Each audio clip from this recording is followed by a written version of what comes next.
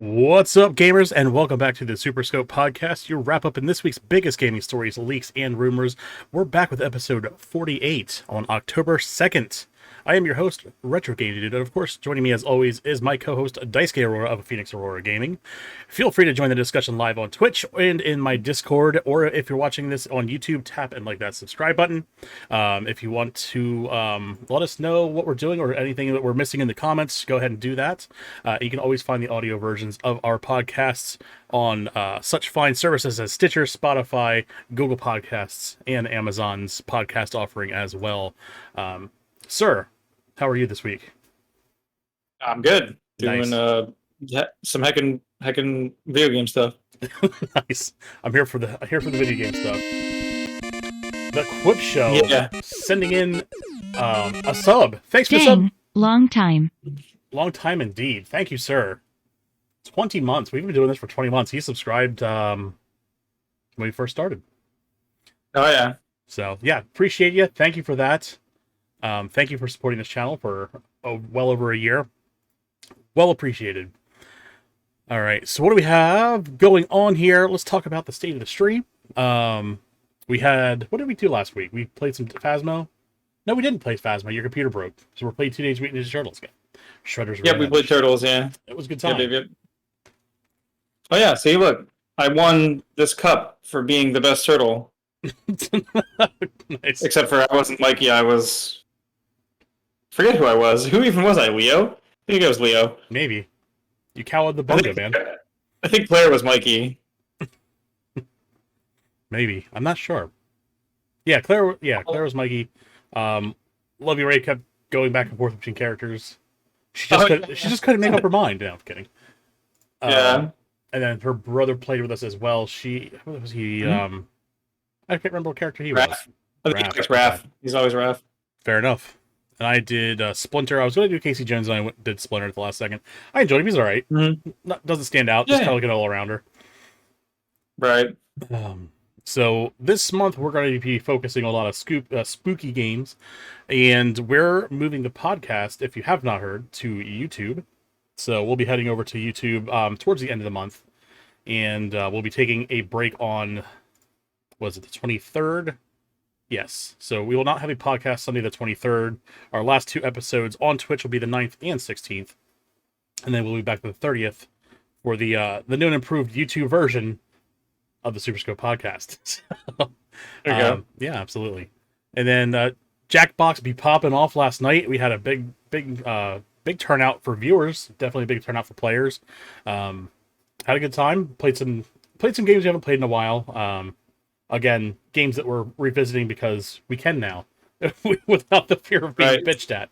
So, Oh my god, Good the times. trivia game. I was like, holy shit, I forgot this game existed.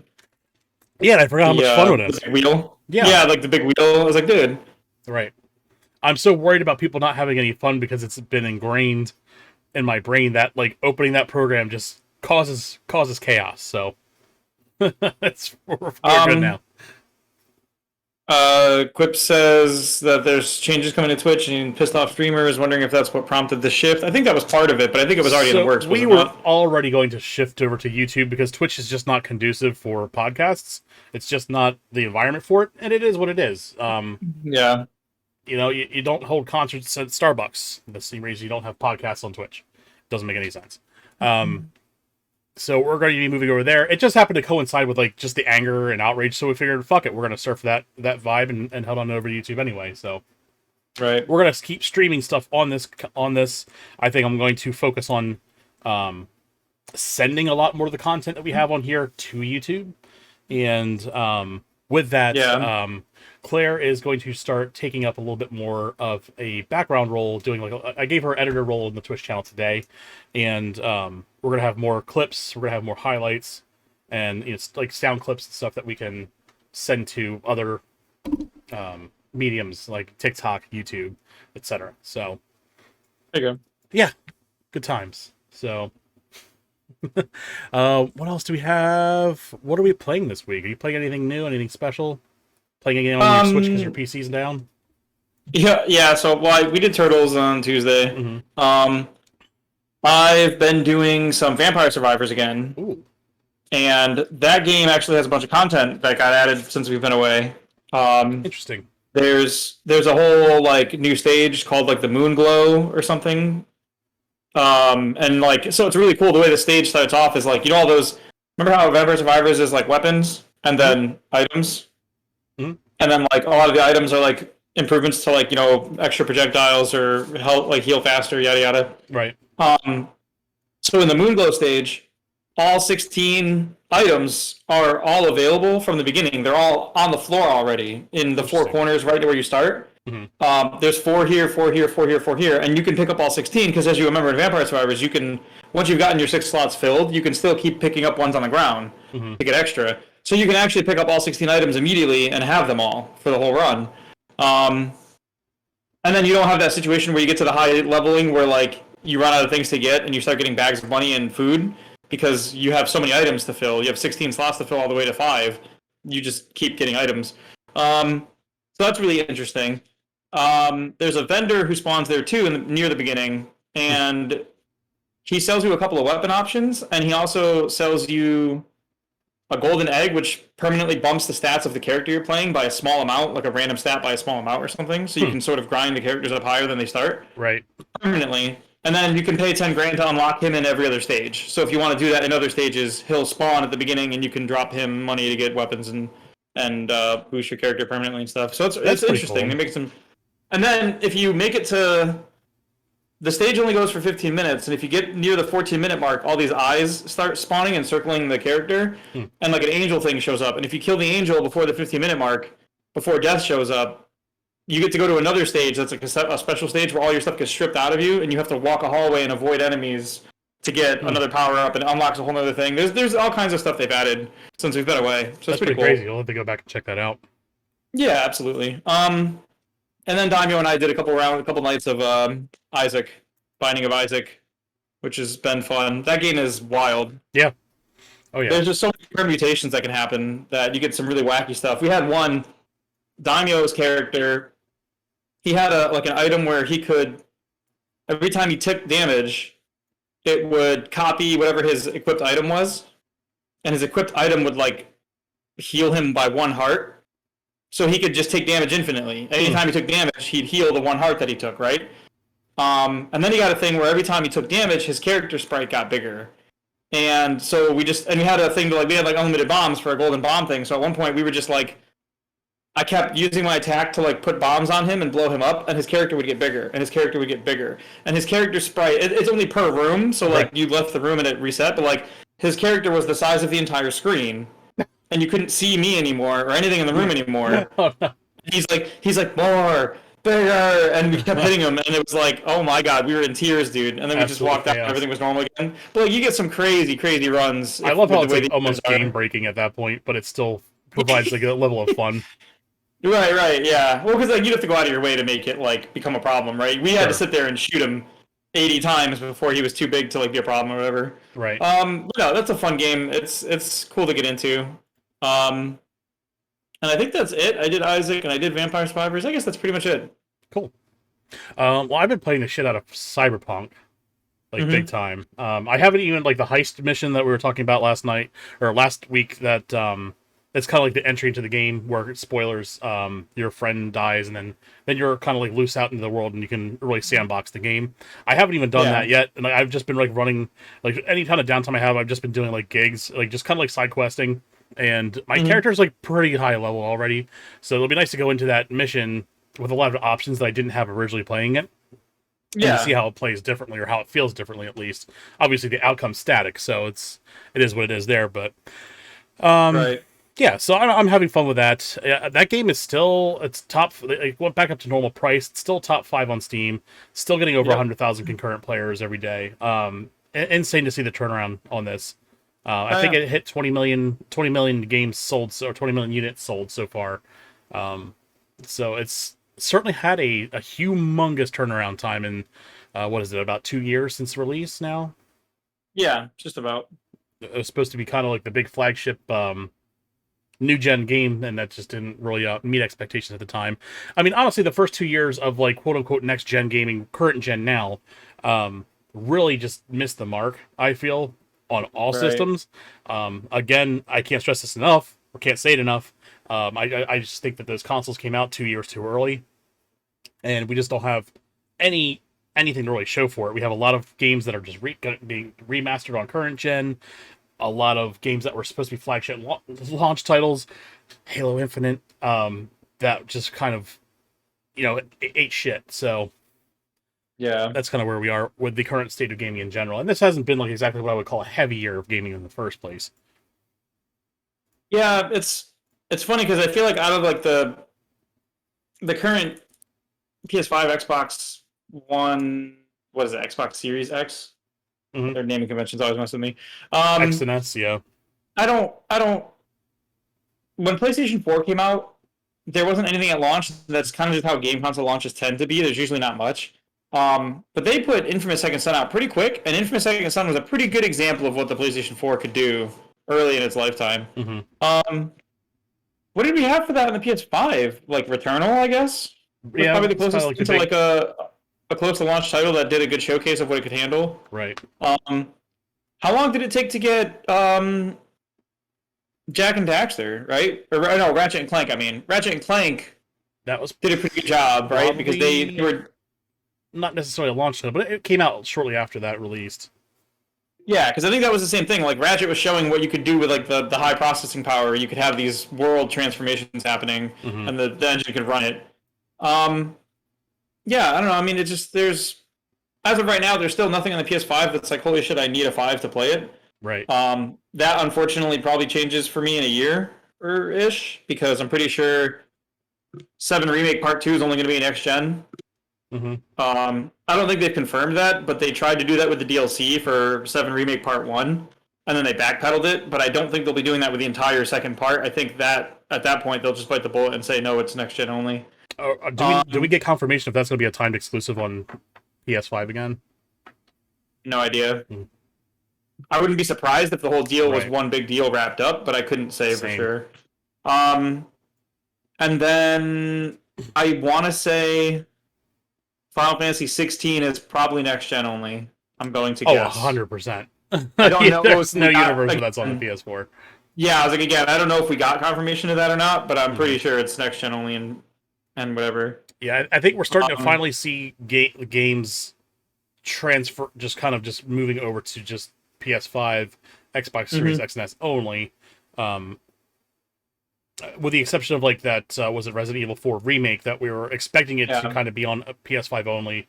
We were all surprised that it was on PS4, and everyone's kind of wondering Mhm. like, oh, is this actually even going to take advantage of the new now current gen consoles? People are kind Yeah. of worried that because it's going to be on the older generations that it's just not going to meet, I would say, next gen standards at this point. So I guess we'll have to see because from what I remember from Resident Evil 4, if they do it right, you could probably optimize the hell out of that game. mhm. Like none of the set pieces are very big. There's never a lot going on in any individual area. Like you're in a lot of rooms and single rooms. Sure. Maybe like out in the village near the beginning, and a couple of parts where you're like walking through but like even in like the castle, like you're in castle rooms, then you're in like the little hedge mazes. So with some time and some efficient optimization, I bet you can have most of like the draw distance to be nothing at all given times because like you're in like the hedge maze and you can literally make things not render until like they're in front of you. Like Sure. I think you can optimize the hell out of that game, and that's probably why it's on PS4. But I mean, we'll talk about it when it comes out, and we'll break it down and see if it's good optimization or if they just like shit can the PS4 version or something. Yeah, I mean, we'll see. It's supposed to be a complete remake, not just a remaster. So Yeah, of it's course. going to be ground up. So what we know of Resident Evil 4 from the past is probably, it could be a completely different experience from going forward. That's true. Yeah, we might get Cloud in there. Nice. No. Oh, and then Kingdom Hearts 4. I have to imagine is only going to be next gen. Probably. Given what we saw of like the couple trailers we have that show like in-game rendering, I don't think the PS4 is going to like rendering those realistic looking cities. Yeah, that from that trailer we got where they're in like the realistic quote unquote world. Yeah. So it's like they're in the Unreal 5 engine world.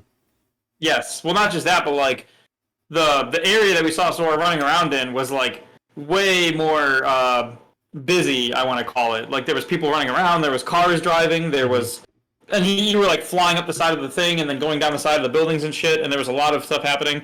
That three was already pushing the PS4, I think. Yeah. So I think 4 is probably going to be a next gen lock only. But I guess we'll see. But yeah, it'll go on my list.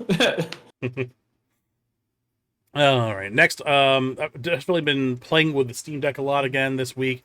Having a lot of fun on it. I absolutely love it. That thing's been my like portable daily driver since I got it. Batocera is coming to. It's actually out. They have a beta of Batocera on the Steam Deck now. So if you want the Batocera OS, you want to run a full emulation thing, you can dump it right on an SD card, or run it from the SD card. It runs smooth as hell. So you have emulation, I think, all the way up to like PlayStation 3. So if you have your game backups and stuff you want to play on that, it's there. I mean, I saw it was ETA Prime. He does a great YouTube channel. I would highly recommend watching him and following him on YouTube. He always does like portable game breakdowns and all kinds of stuff. So he definitely did like a really good breakdown of how Batocera works, and he's already a huge fan of it. So I would definitely check that out. That's really good. Also, boot screens. Custom boot screens are hitting the Steam Deck, and I saw one on Twitter the other day. It was like the Frasier intro, where it like draws the city skyline, and I'm like, I'm there for it. I'm there. So I saw someone said they got scrambled eggs in their Steam Deck or something. Yeah. So I saw like, oh my God. They did a Futurama one that looks really good. I can't really show them on here because it's a bunch of copyrighted music. So again, you can find them on YouTube. They're out there. Check them out. But yeah, I'll definitely be putting the Frasier one on mine. I'm definitely stoked for it. That's amazing. Hell yeah. You gotta get like a custom opening for like the what's going on in there, Jerry. He's like, what's going on in there, Kramer? And he's like, playing video games. Playing Steam Deck, Jerry. Oh, playing Steam Deck. Love it. Oh man. All right. Well, social media accounts. I do have a new one, SuperScope Cast on Twitter. That is just for the podcast, so check that out. You can find me at Game Dude Retro on Twitter, of course, and then of course I'm here on Twitch. At Retro Game Dude, and then I'm also on YouTube, Retro Game Dude as well. So let's move into our sponsor. handheldlegend.com/Retro Game Dude. If you want to save $10 off your first purchase, you can get all kinds of cool shit, like backlit screens for your Game Boy Color, backlit screens for your Neo Geo Pocket, backlit screens for your Game Boy Advance. You see a theme here? All kinds of cool stuff. Screens or backlight screens. Right. What's going on in there? We're backlighting everything, Jerry. Backlighting everything, Jerry. Yeah. So head on over to handheldlegend.com/Retro Game Dude, or use Retro Game Dude at code at checkout to get $10 off your first purchase. I get a kickback on that, and I reinvest that into the channel, so you're helping me out a ton by doing that, and you can get cool accessories for your games, like travel pouches, display stands to make your friends jealous of all the cool shit you have, assuming you have friends, all kinds of stuff. So, I was in the other day, and I got a stand for my Game Boy Advance SP Lite, new 3DS Pro XL. Nice. And I got a backlight for it. You did? Yep. That's backlight cool. for the stand. You got a backlight for your own stand? That's impressive. Yep. That's awesome. I feel like I need to tie this into a JoJo reference somehow, but I can't do it. No, please don't. Backlight your stands. You could backlight as a Warudo. You could. I don't know enough about JoJo to get those references, so I watched like the first couple episodes, and I didn't like. So okay, so I was watching it. I got into like a hair, and I was like, I don't know what this is. This is all nuts. And I think I was playing like Switch games, and it was just became like a thing in the background. I really wasn't paying attention to it. So by the time we got to like Dickensian New York, like Victorian New York, I'm like, who are these people? What's happening? Yeah. You've watched more JoJo than I have. I've literally only seen like a couple of fights that have been pointed out to me, and that's it. But nice. I know like some of the memes from the show because of that now. So like, fair enough. I figure I better start watching it before it becomes 500 fucking episodes, and I'm like, well, I'm never going to touch it now. Dude. Yeah, it's getting there. I think there's like 6 different things now, right?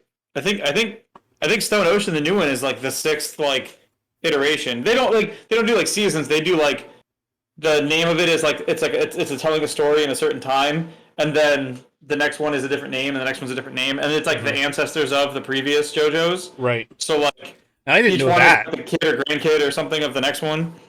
Right. I didn't know that So until recently too. So yeah, so I think they're on like the sixth one now. wild. So like each season's like its own little story arc. They're not necessarily numbered. They're contained, and you can do them individually too, which is nice because you can sit down and watch one of them. Mm-hmm. And the worst you're missing is like cameos of like in the one that's popular with Dio. Mm-hmm. And I don't know the names of them, so I'm not even gonna try. I think it's I don't even know. I'm not even gonna try it. It's fine. So that one with Dio and the JoJo that you see like in the memes and everything. Um, there's an old man traveling with them who is like his grandfather, and he's also JoJo from the previous like season. He's the JoJo from then, and now he's an old man. And then in one of them, like Dio's kid is the next JoJo because I think it's Giovanni Giorno. Mm-hmm. He's actually the son of Dio instead of JoJo, so it's a branch off that family line. And then I don't know who the new one is. The new one, Jolene. I don't know how she's related, but I have to imagine they've with that trope of her being somehow related to the family. Right. Because Giorno was related because Dio had stolen Joestar blood to power himself up. So technically, having his grandson or whoever, or his kid Dio or Gio, was still in like the Joestar bloodline, right? Because he had stolen that blood to power himself up or whatever. I don't fucking know, man. Like, I have passing knowledge of this show. More than I know. Yeah. Claire's frustrated with our lack of knowledge, it looks like. Maybe if she shows up to a movie night some night, we'll watch some JoJo instead of that. What happened to all the JoJos? Oh my god! Oh my god! Did you see that he has another crying video? No, I think I scrolled by and didn't stop to watch it, and I feel bad that I didn't watch it now. Claire sent it to me this morning. I was dying. We'll watch it after the show. It's amazing. Sounds Oh my good. god! Oh my god! I thought we were supposed to care for the marginalized people. Oh man. So anyway, Amazing. we got some stories on deck. It was a light week for gaming news. That's all right. I could use a short podcast once in a while. Yeah. So, first up, let's dig into our quick headlines here. Rumor allegedly Diablo IV leaked screenshots, reveals map world, character customization menu, and more. I do have the screenshots here. I am not showing them because I am avoiding takedowns, but if you head on over to twistedvoxel.com, you will see that they have a Diablo IV article spread about all the screenshots here, kind of going over like character creation, the world maps, kind of like some gameplay of like the overworld and some skill tree stuff. So it looks pretty good. It looks pretty intense. Obviously, a lot of controversy tied around it with the pay to play stuff on their mobile version of the game, and people are very worried, obviously, about that too. So, Right. yeah, we'll see this. I would assume we'll probably see some takedowns of these leaks here in the next 24 hours, and that's why I am explicitly not showing them on here. Yep. So, yep, we'll move on. Another rumor that broke out today: Horizon Zero Dawn getting a remaster. It's claimed. Again, here we are with more remasters on current gen consoles of games that aren't very old. We just got The Last of Us remake after getting a remaster, like 6 months apart. Weird flex. So it looks like we're getting a remaster of Horizon Zero Dawn as well. I would imagine they'll probably. I don't know if you think they'll upgrade, like pay you pay the difference to upgrade to like the PS5 version, or is this going to be treated as like a whole different game now? Hard to say because like there's been plenty of times like in the PS3 to PS4 gen there was a lot of like $10 upgrade stuff happening. Like even games like Minecraft had that, like if you own the last gen version it's only $5 for the next one, or if you all the sports games had the $10 upgrades. A lot of games did that $10 jump. But I didn't notice that PS4 PS5 didn't seem like that happened a lot. I think Final Fantasy Remake maybe had something like that, but it was only if you went to the deluxe version. You paid like $10 or $20, but you got the deluxe version and the next gen like built in. I don't remember. Right. I don't think it's been something that's been talked about or pushed this gen very much. Not like it was when the PS4 came out. Right. No. Yeah, so I mean, if they do let you just upgrade, I would say to pick this up because it's $10 digitally on PlayStation Store right now. So at the end of the Sure. day, you might have another $10 you got to pay to get the upgrade remaster. I don't know if they're going to treat this like a separate game or not. I think that kind of stuff has come to an end with this generation so far, but I don't know. I feel like that too, so I'm not sure though. Yeah. All right. Next up, Saudi Arabia is eyeing up. They've been investing in game companies for quite some time. They're eyeing up becoming basically a major acquisition player in gaming studios right now, Hmm. and we're seeing this more and more. Tencent's changing their strategy. They're going to start acquiring studios, not just becoming like partial stakeholders in them, and Microsoft as well. We'll talk about this here in a little bit. But yeah, Microsoft, all three of these companies are talking about majorly buying up studios. Microsoft saying that they want to start accruing Japanese studios, and I think they were talking about how with the Game Pass, it would become too expensive to pay all the licensing to get these games on it. So it would be cheaper to just acquire studios and put it on Game Pass, which on paper and out loud it sounds terrible. It sounds like Dude, you're creating this unsatiable monster that's just going to eat more studios and more studios up to keep itself alive, and it's like you can never satisfy that. And I mean, who loves a good game crash once in a while? Because what comes with that?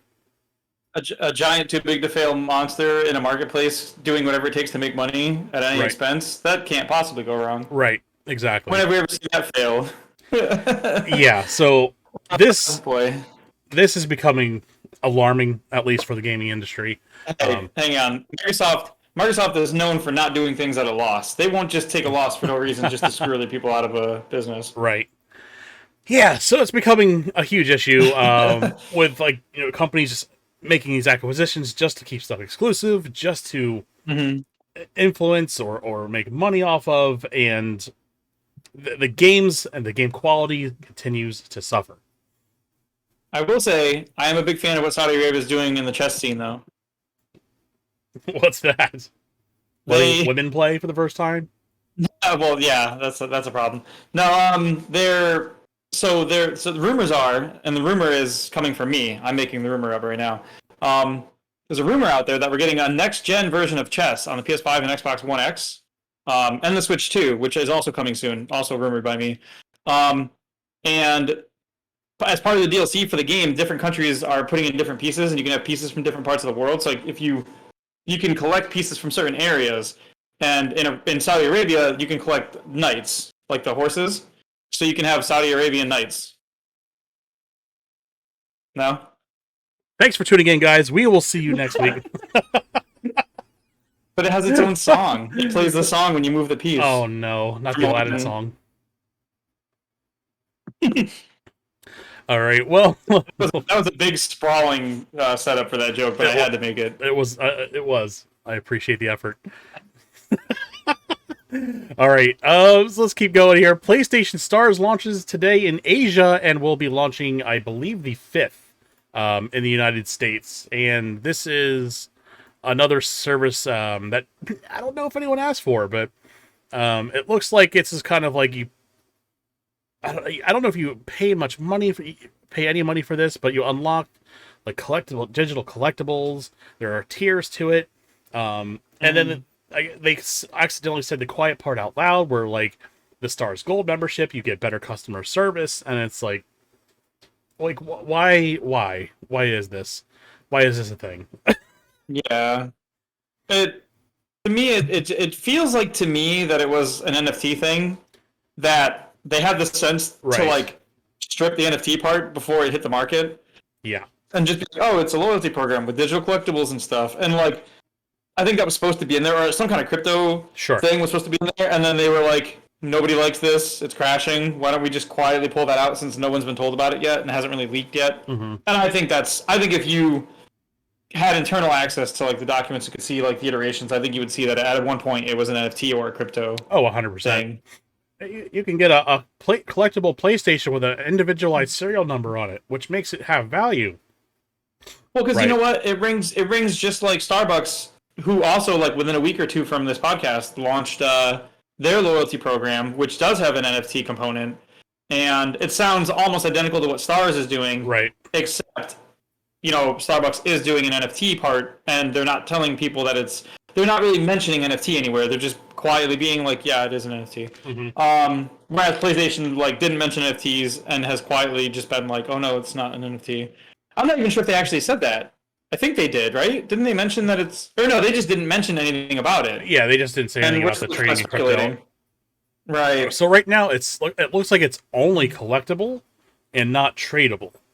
So... See, that's the thing. Starbucks is just tradable, which is what's causing there to be a whole market, which is causing the speculation, which is the problem with all that stuff. Oh, yeah. So it says here, there are 2 types of rewards, loyalty points and digital collectibles. Points can be redeemed in a catalog that may include PS Wallet funds, exclusive digital collectibles, and select PlayStation Store products. So this almost sounds like Bing Rewards that's kind of tied into Microsoft's ecosphere. Right. Yeah, absolutely. But it just seems like there's a smoking gun here that there was evidence of NFT integration with this, and I'm just glad it's not there. Yeah. Hopefully they don't boil the frog and then add it back in with the right marketing and just not ever call it an NFT. But yeah. Oh, can I petition that the phrase "boil the frog" becomes crash the Bandicoot racing? Yeah, nice. Yes, crash the Bandicoot. Crash Team the racing. Oh man, that was like the most blatant example of that happening, where they were like, "No, it's not gonna have it at all. What are you talking about?" And then the game came out, and then they waited 3 weeks, and they were like, "Cash up." Wait a second. All the reviews are out, and they can't take them down again. Yeah, egregious. The game's got a green light on Metacritic. Well, now we can put it in. What are they gonna do? Oh man, it's so bad. Oh man, churlish and insubordinate. Yeah. All right, so next up we have Netflix is building their own internal game studio, because why not? So we have here today, this is from their VP of Game Studios, Amir Rahimi. Today I am excited to announce that we are establishing an internal game studio in Helsinki, Finland, with Marco, I'm not going to try to pronounce that, as studio director. This is another step in our vision to build a world-class game studio that will bring a variety of delightful and deeply engaging original games, with no ads and no in-app purchases, to our hundreds of millions of members around the world. Yeah. So, Weird. Like many people, I don't have much faith in the execution of this. It just seems like a little desperate, and I think Netflix is honestly being positioned to be bought out by Microsoft at this point. I wouldn't be surprised to see something like that happen, but we'll see. I don't know. The Netflix gaming hasn't really got off on a right foot already, with a lot of people saying, I didn't even know Netflix had games. So, and the execution of it just seems kind of weak. It's just, it seems like it's in their mobile app, and then it just takes you to the Google Play Store to download the games, which kind of doesn't seem like it's much of an innovation. Well, and it's also like, from a branding perspective, it's like, what is happening, right? It's like, imagine if I went to Kentucky Fried Chicken, and the brand for that is Kentucky Fried Chicken, right? And they serve things that are complementary to it. They serve things like mac and cheeses, and they do breads, and they do potatoes and gravies, and they do all these foods that we're used to that you would sit down at a table with fried chicken and have with it, right? And then in the middle of all that, there's we have all these foods, and then this over here, that's borscht. And you're like, why do you guys serve borscht? And they're like, well, we're diversifying our catalog. And it's like, I don't think anybody comes here even remotely expecting that food to be here. Right. It's like, and we see that all the time. Look at how many times they've had places like McDonald's or Burger King add random shit to their menu, like hot dogs or tacos, and then be like, oh yeah, nobody's buying it. And it's like, well, maybe because people don't go to a place called Burger King for tacos. Maybe they go to the Taco Bell for tacos. I don't know. Is that weird? Maybe I would have never thought Netflix would have games unless someone told me. And then even then, it's like, what part of Netflix makes me think it's a place to go play games? Like, what? Right. At that point, you'd be better off. Netflix would have been better off, in my opinion, doing some sort of DoorDash, Grubhub, like factor roundup thing in, so it could be like, yeah, Dinner and a Netflix, or you movie. watch your movie, Right. yeah, dinner and a movie, or get a snack for your movie, like that. At least thematically makes sense, and it would be like, if my Netflix membership got me 10% off Grubhub, I probably wouldn't, but like maybe people would order Grubhub more knowing they had this tie-in. Like that makes a lot more sense to me than like, oh yeah, by the way, we're like making games now. Yeah. What?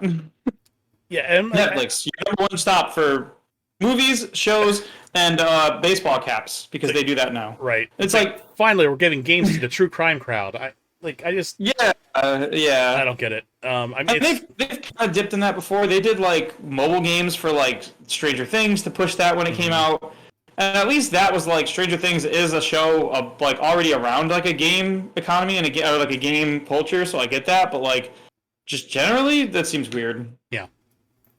I mean, it's called Netflix and chill for a reason.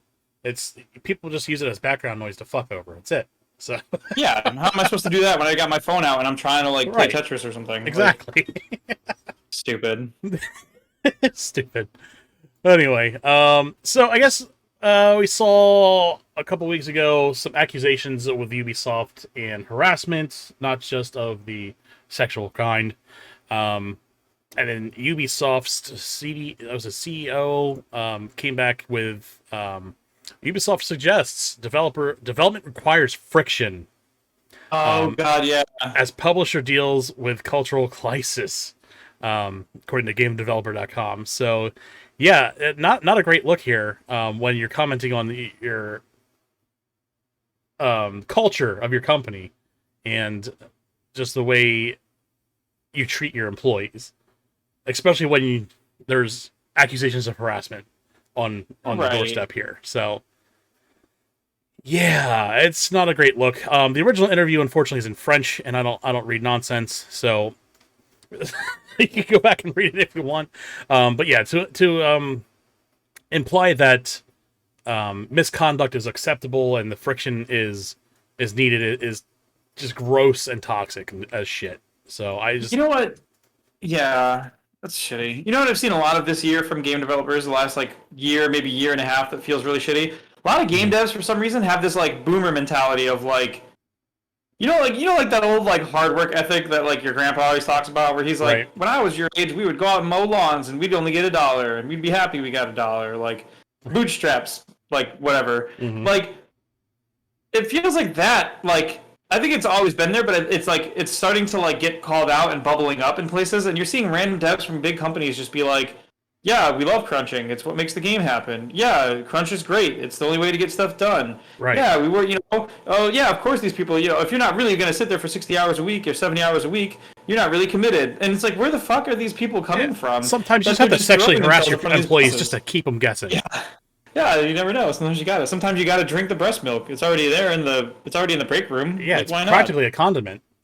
Like it's a community fridge. I thought it was for everyone. Right. I cannot get over that one. That one was absolutely baffling. That somebody made that decision and was like, this is a decision I'm going to stick to. Like, Yeah, holy shit. the tone deafness of a response like this is just embarrassing. I don't, Right. I don't know, to say something like that, to say that like, some friction is justifiable or just a shitty toxic environment is justifiable in the process of creating a game is step down worthy. Like, time to retire. And we keep getting these dudes keep coming out and doing this like all boys club shit where they're Right. just like, oh, it happens. Oh, boys will be boys. Like, what are we supposed to do? Like, enforce a culture in our company by making sure people don't be pieces of shit to each other? How would we do that? What would we even do? Like, it's the weirdest shit to watch. Mm-hmm. And then what was it? We had the guy from Unity, who was an ex like Activision guy or EA guy, and he like was just like, well, if you're not trying to make a bunch of money on your game, like you're an idiot. And it was like, what? What if a lot of people just make games because they enjoy them? Like, Right. yeah, it's fucking insane. Not everyone makes a game just to min-max and squeeze as much profit out of it as possible. You Sure. see people all the time who like the Faith game that I told you should play on stream. Mhm. The first Faith game was free.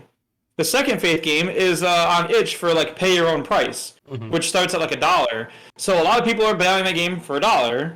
So like, but they're both great games, right? And now, as a result, this dude's got the third one coming on Steam, and he's got the whole package coming, and like people are going to pay good money to play that game because he's built up a following. But like that dude wasn't trying to make money. He didn't put out the first like Faith and be like $10, and then add DLC, and then add microtransactions. He didn't put out the second one, knowing the first one was really popular because like Markiplier, Jacksepticeye, Manly Badass Hero all played the original Faith when it came out. And then they played the demo for 2 when it came out. So when 2 actually dropped, that game could have been $15, $20, and people would have bought it. And he still put it up on itch for like pay your own price. Right. So like obviously this dude's not out here trying to make a killing on this game. He just wants people to experience what he's making. Sure. And we see that all the time. Look at like the guys at Finji that made Tunic. They could have charged more than $30 for that game, but they didn't. They could have pulled Turtles could have been way more than $30. Oh, 100%. They could have easily charged $60 for Tunic at this point. I think it would still have been a success. Maybe not as widespread, but I think they hit the right price point with that game, with the quality that you got out of it. 100%. Think about how much content there is in Vampire Survivors, and that game is still like $3 or $5 or some shit. Mm-hmm. I think it went up to like $5, but it was like it went up $2, but they've been adding like content to it all year, so it's like holy shit. And it was already like an absolute bank heist of a steal at $3 for the amount of time you put in that game. Fuck yeah. So yeah, like, there are people out there who really want people to enjoy their products and don't care about I don't know, taking people over raking people over the coals for their games or whatever. Like, and I don't think that guy who made the Vampire Survivors ever dreamed that it would be on Game Pass.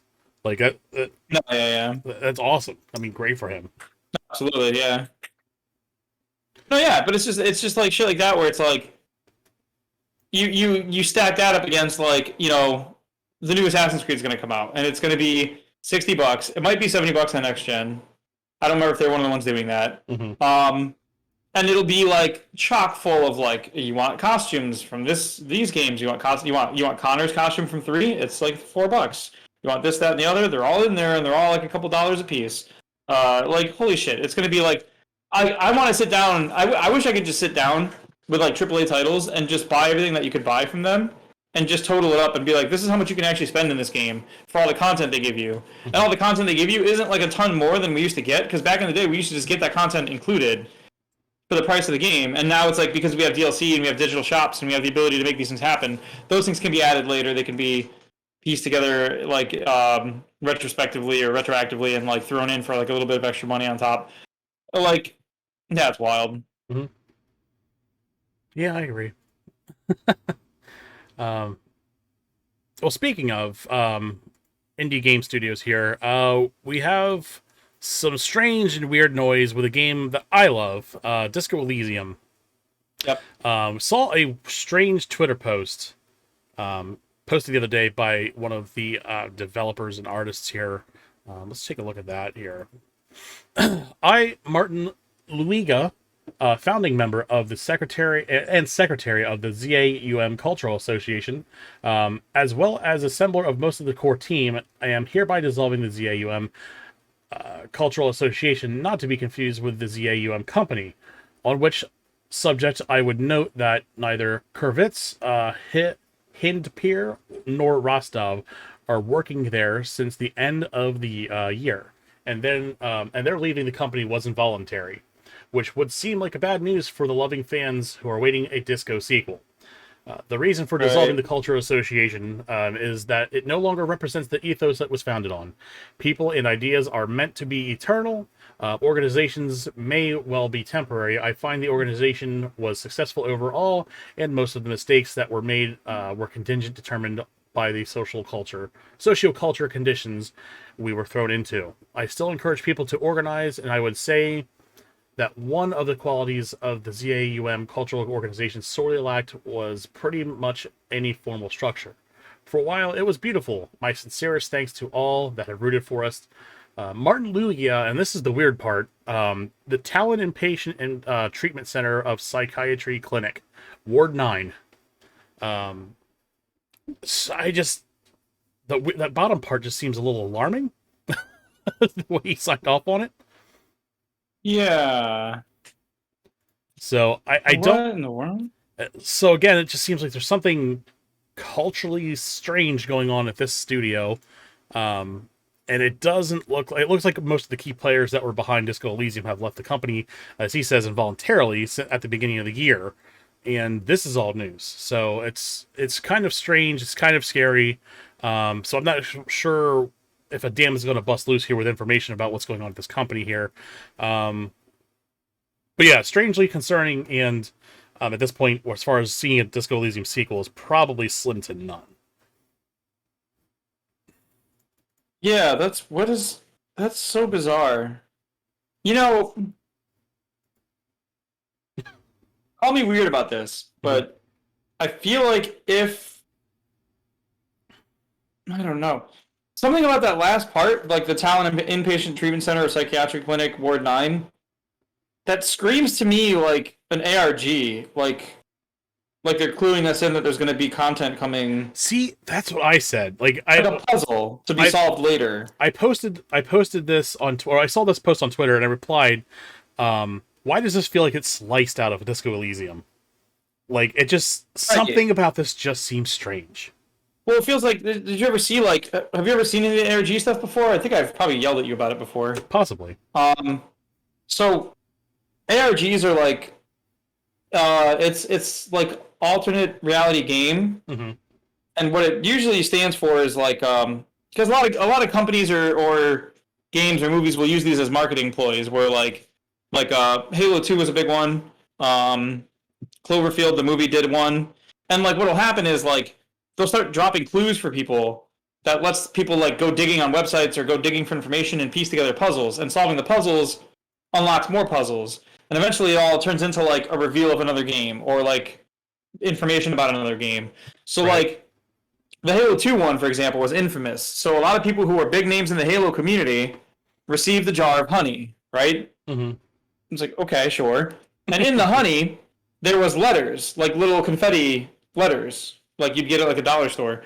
And if you took all the letters out of the honey and you arranged them on the table, you could make ilovebees.com out of it. And if you went to the website, there was a website called ilovebees.com, and it was like some cutesy 90s website that sold honey. Or they didn't actually sell honey, but it was all about beekeeping and honey making and whatever.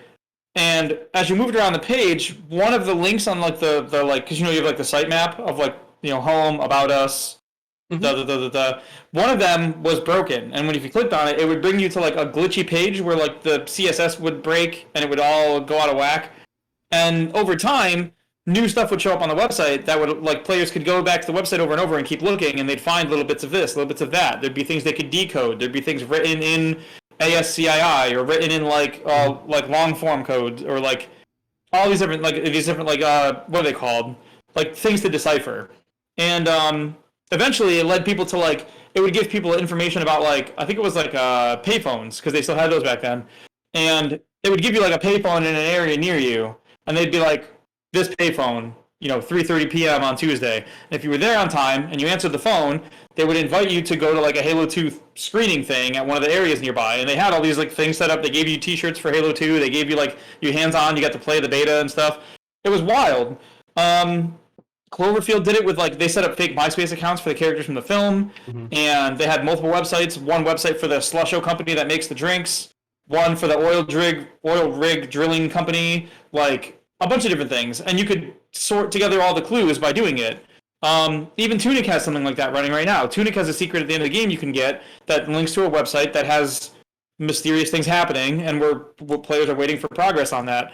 This feels like that. Like having that thing at the bottom, the psychiatric ward, it's very intentional and very bizarre, and it either is meant to make you think about the game itself in some way, or it's some sort of... It feels like it's like a tie. Like it's supposed to be like, hey, we're going to do a thing, keep your eyes peeled. But that is such a weird... the cadence going between like, we're dissolving our cultural group, it hasn't worked out like it was supposed to, several of our team members left, and then turning it into an ARG at the end feels weird. Right? That's why I'm confused. It's like, are these real people? Together. Yeah. Or those two things clash for me. Mm-hmm. Yeah, I am also conflicted at this. It's just like, and I mean, if he has like a mental health thing, then yeah, I'm concerned and I feel terrible. Right, exactly. I don't But want the, to sit here and if he's having a mental break and his team all quit or got fired, I don't want right, to sit here and be like, maybe this is a sequel, maybe this is another game, and in reality, the dude's like in an actual mental ward, and we're just being shitty over it. So it's like, right. it's so Was it? weird. Yeah, Wario64 posted this, and then I replied with like, "Why does this feel? Why does this read like it was sliced out of Disco Elysium?" And people liked it because Mm-hmm. it just seems like something about this isn't adding up. Yeah, That's it's kind of very where bizarre. that's where I'm at with this. So yeah, I mean, Yeah. as much as I'd love to see a sequel to Disco, I understand and respect that they wouldn't release one because I don't know. We'll have to keep looking into it and keep an eye on it here. Mm-hmm. Maybe play with some anagrams after the show with that signature and see if anything comes up. Yeah, that's weird. What else do we have next here? Scorn is releasing a week early, so with all these delays that we've had, we have Scorn coming to us a week early, and it will be available October 14th. And that will be going live on Game Pass. So Xbox folk checking out Scorn, that will be available next week and ready to go. And for everyone else, that will be available for purchase next week too.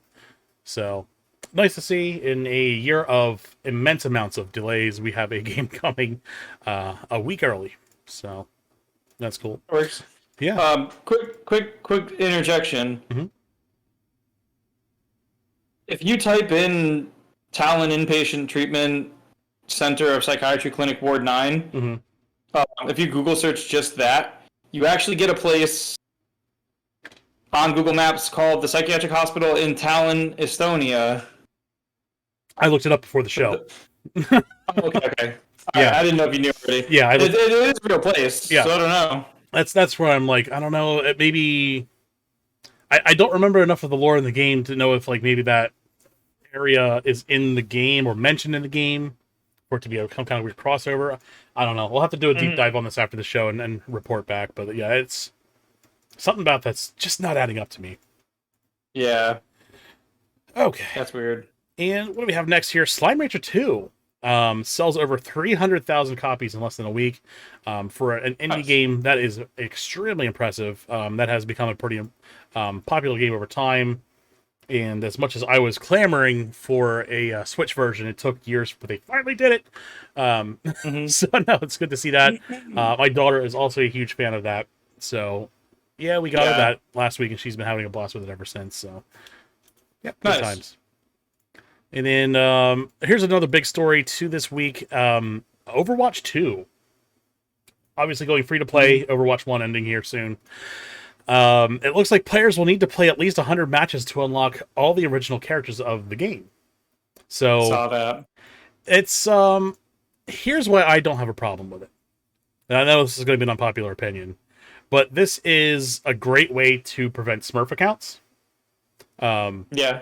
It's a great way for new players to get introduced to the game, and it's a great way for existing players to kind of be throttled a little bit, not just jump into it and just be sweaty right off the rip. So I don't know. Yeah. I'm like I said, I'm mixed about it because it's like, people, obviously there's some expert players that don't want to have to go through all this to get to all this content, but that's just kind of, I guess, where we're at with it. So I guess over 100 games or 100 matches, there'll be roughly 32 characters to unlock. That's about like one hero every 3 matches, roughly, give or take. That's not even that bad, honestly. It's really they not make it sound a lot worse. They do. And whoops. So I mean, it's I think it's kind of rewarding. It kind of has like that Game Pass feeling to it, but it's not really necessarily a Game Pass. Right. But I don't think it's really that terrible because it's progressively every couple of matches you're unlocking something new. It gives you the opportunity to learn multiple characters, maybe characters that you wouldn't play in the first place, and it gives new players the opportunity to find something a character that they're comfortable playing. So, well, yeah, and this isn't any worse than like Smash Brothers doing all those weird like you have to play so many matches to get a character to show up, or you have to do like X amount of time played to show a character show up. Like, right, and even then, those are random. Like, this doesn't feel that bad. I don't get like. And especially the game's free to play now, isn't it? So like it's all free to play. Yeah. So I mean, it's going to have to go in a direction. Payment, like instead of a $6 payment, you've got some sort of time gating. I don't think it's the end of the world. Right. And I mean, we'll talk about this later, but I mean, even any games as a service is going to want to fight for your time, engagement, whatever you want to call it. So this is obviously a great way for them to increase that engagement. But yeah, it's obviously, I mean, it's not exactly what I would say a popular thing right now. A lot of people are clamoring against it, but as someone who's like standing outside of this, looking at why, it kind of makes sense.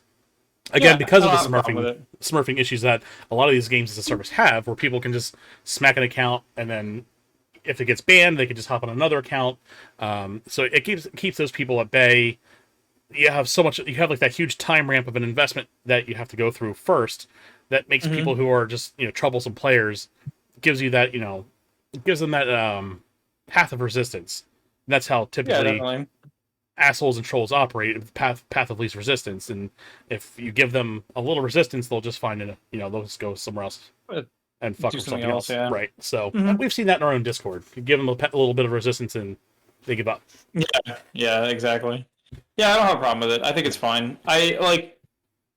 It feels kind of first world problem to the new Overwatch game is completely free, but I have to unlock characters. It's like, right, holy shit, I paid $60 for Smash and I had to unlock characters. Like, what are you talking about? That's a problem? Are we serious? Like, it does not feel like that big of a problem. Especially if they do one of those, you get to pick one of so many, one of 3 or one of 5 to start, and then every couple matches your unlock isn't a random character, it's a selection from a pool of a few characters. I don't see what I could possibly complain about at that point. I don't know. I don't think it's a big deal. I think I'd much rather the game be free and I'd have to play it a bunch to get all my characters than drop $60 on it. I can wait. I don't need the instant gratification of I now have all characters immediately, and then I play the next 3 days only on one character anyway. Right. Okay. I can wait it out. And you think about how much time Overwatch players dump into this game.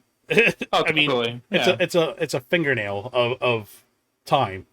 Honestly, well, you know what? Let's put it this way: if Overwatch was $60 with everything unlocked at the start, I wouldn't be playing it when it comes out. But if Overwatch 2 is a free-to-play game that I put time into to unlock stuff, my chances of playing that game go up infinitely. My consideration.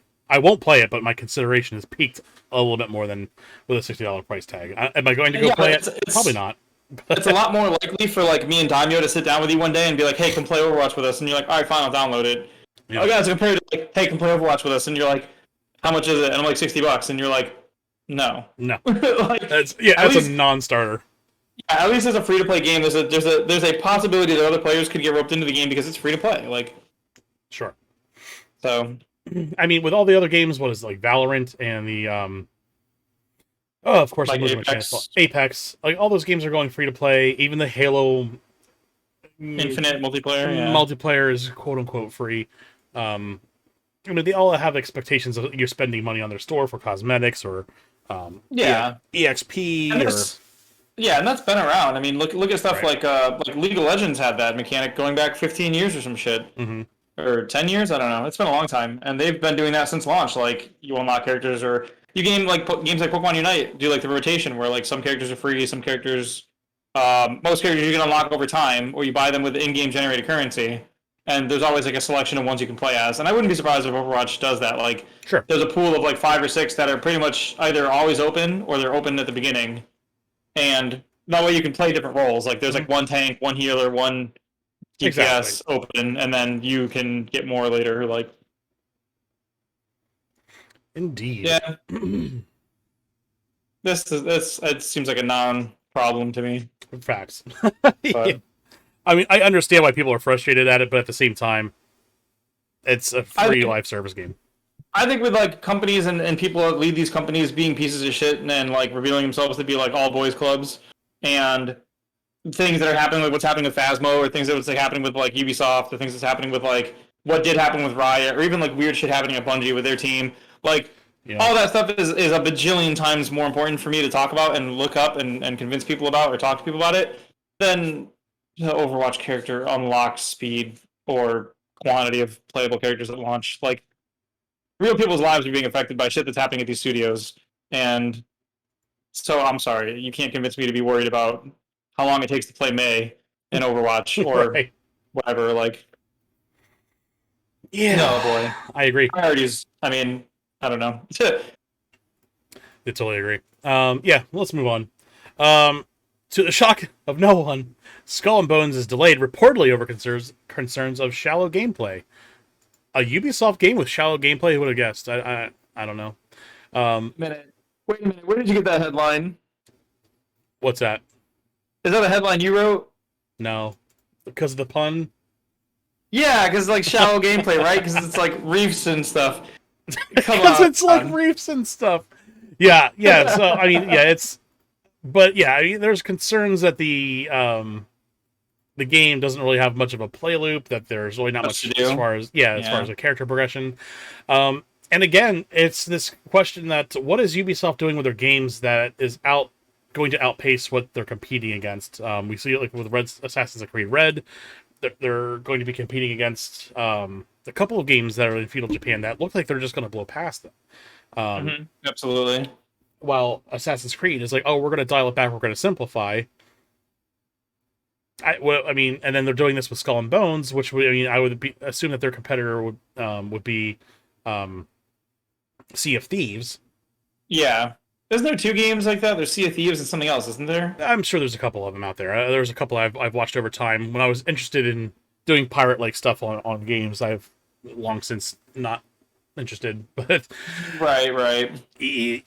What is this game going to do to compete against that? And the answer is probably not much. What it really seems like is they took the Assassin's Creed Black Flag ship part, made it its own game, failed to elaborate, and left. I don't know. Yeah. You know what could be interesting? And I don't think either of them go this way.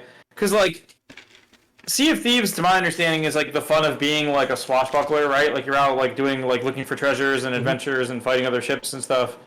And if Skull and Bones is just going to also do that, you're going to have a better play loop and a better engagement system to keep people wanting to come back and play again and again and again. Yeah. Like leveling up, finding new abilities, whatever. Borderlands skins. System, something. Why hasn't anyone made, like, a pirate game where, like, a pirate game that's more along the lines of, like, Civrev, where, like, you have to, like, do, like, negotiations with countries, and you have to, like, hijack cargo from boats and then, like, sell it back and, like, battle the navy and stuff. Like, that would seem like an interesting game to me. Maybe not like running around swashbuckling doing adventuring, but more like a tactical, strategic kind of game. Like a more modern take on, like, Sid Meier's Pirates. Yeah, like a resource management kind of thing too. Like, it seems like that'd be pretty interesting. Yeah, I believe that. I don't know. I just had that random thought in the middle of it. I was like, how come no one's delved into that in the last 10 years? Like, right. That seems like an easy, like a layup to just be like, yeah, you do the pirate stuff the way pirates really did the pirate stuff. Like, pirates obviously were pirates, but, like, pirates weren't going to caves looking for magical enchanted treasure to wear to make their jumps higher. They were, like, stealing shit to like sell back to governments, or they were, like, stealing the government's shit to sell back to them.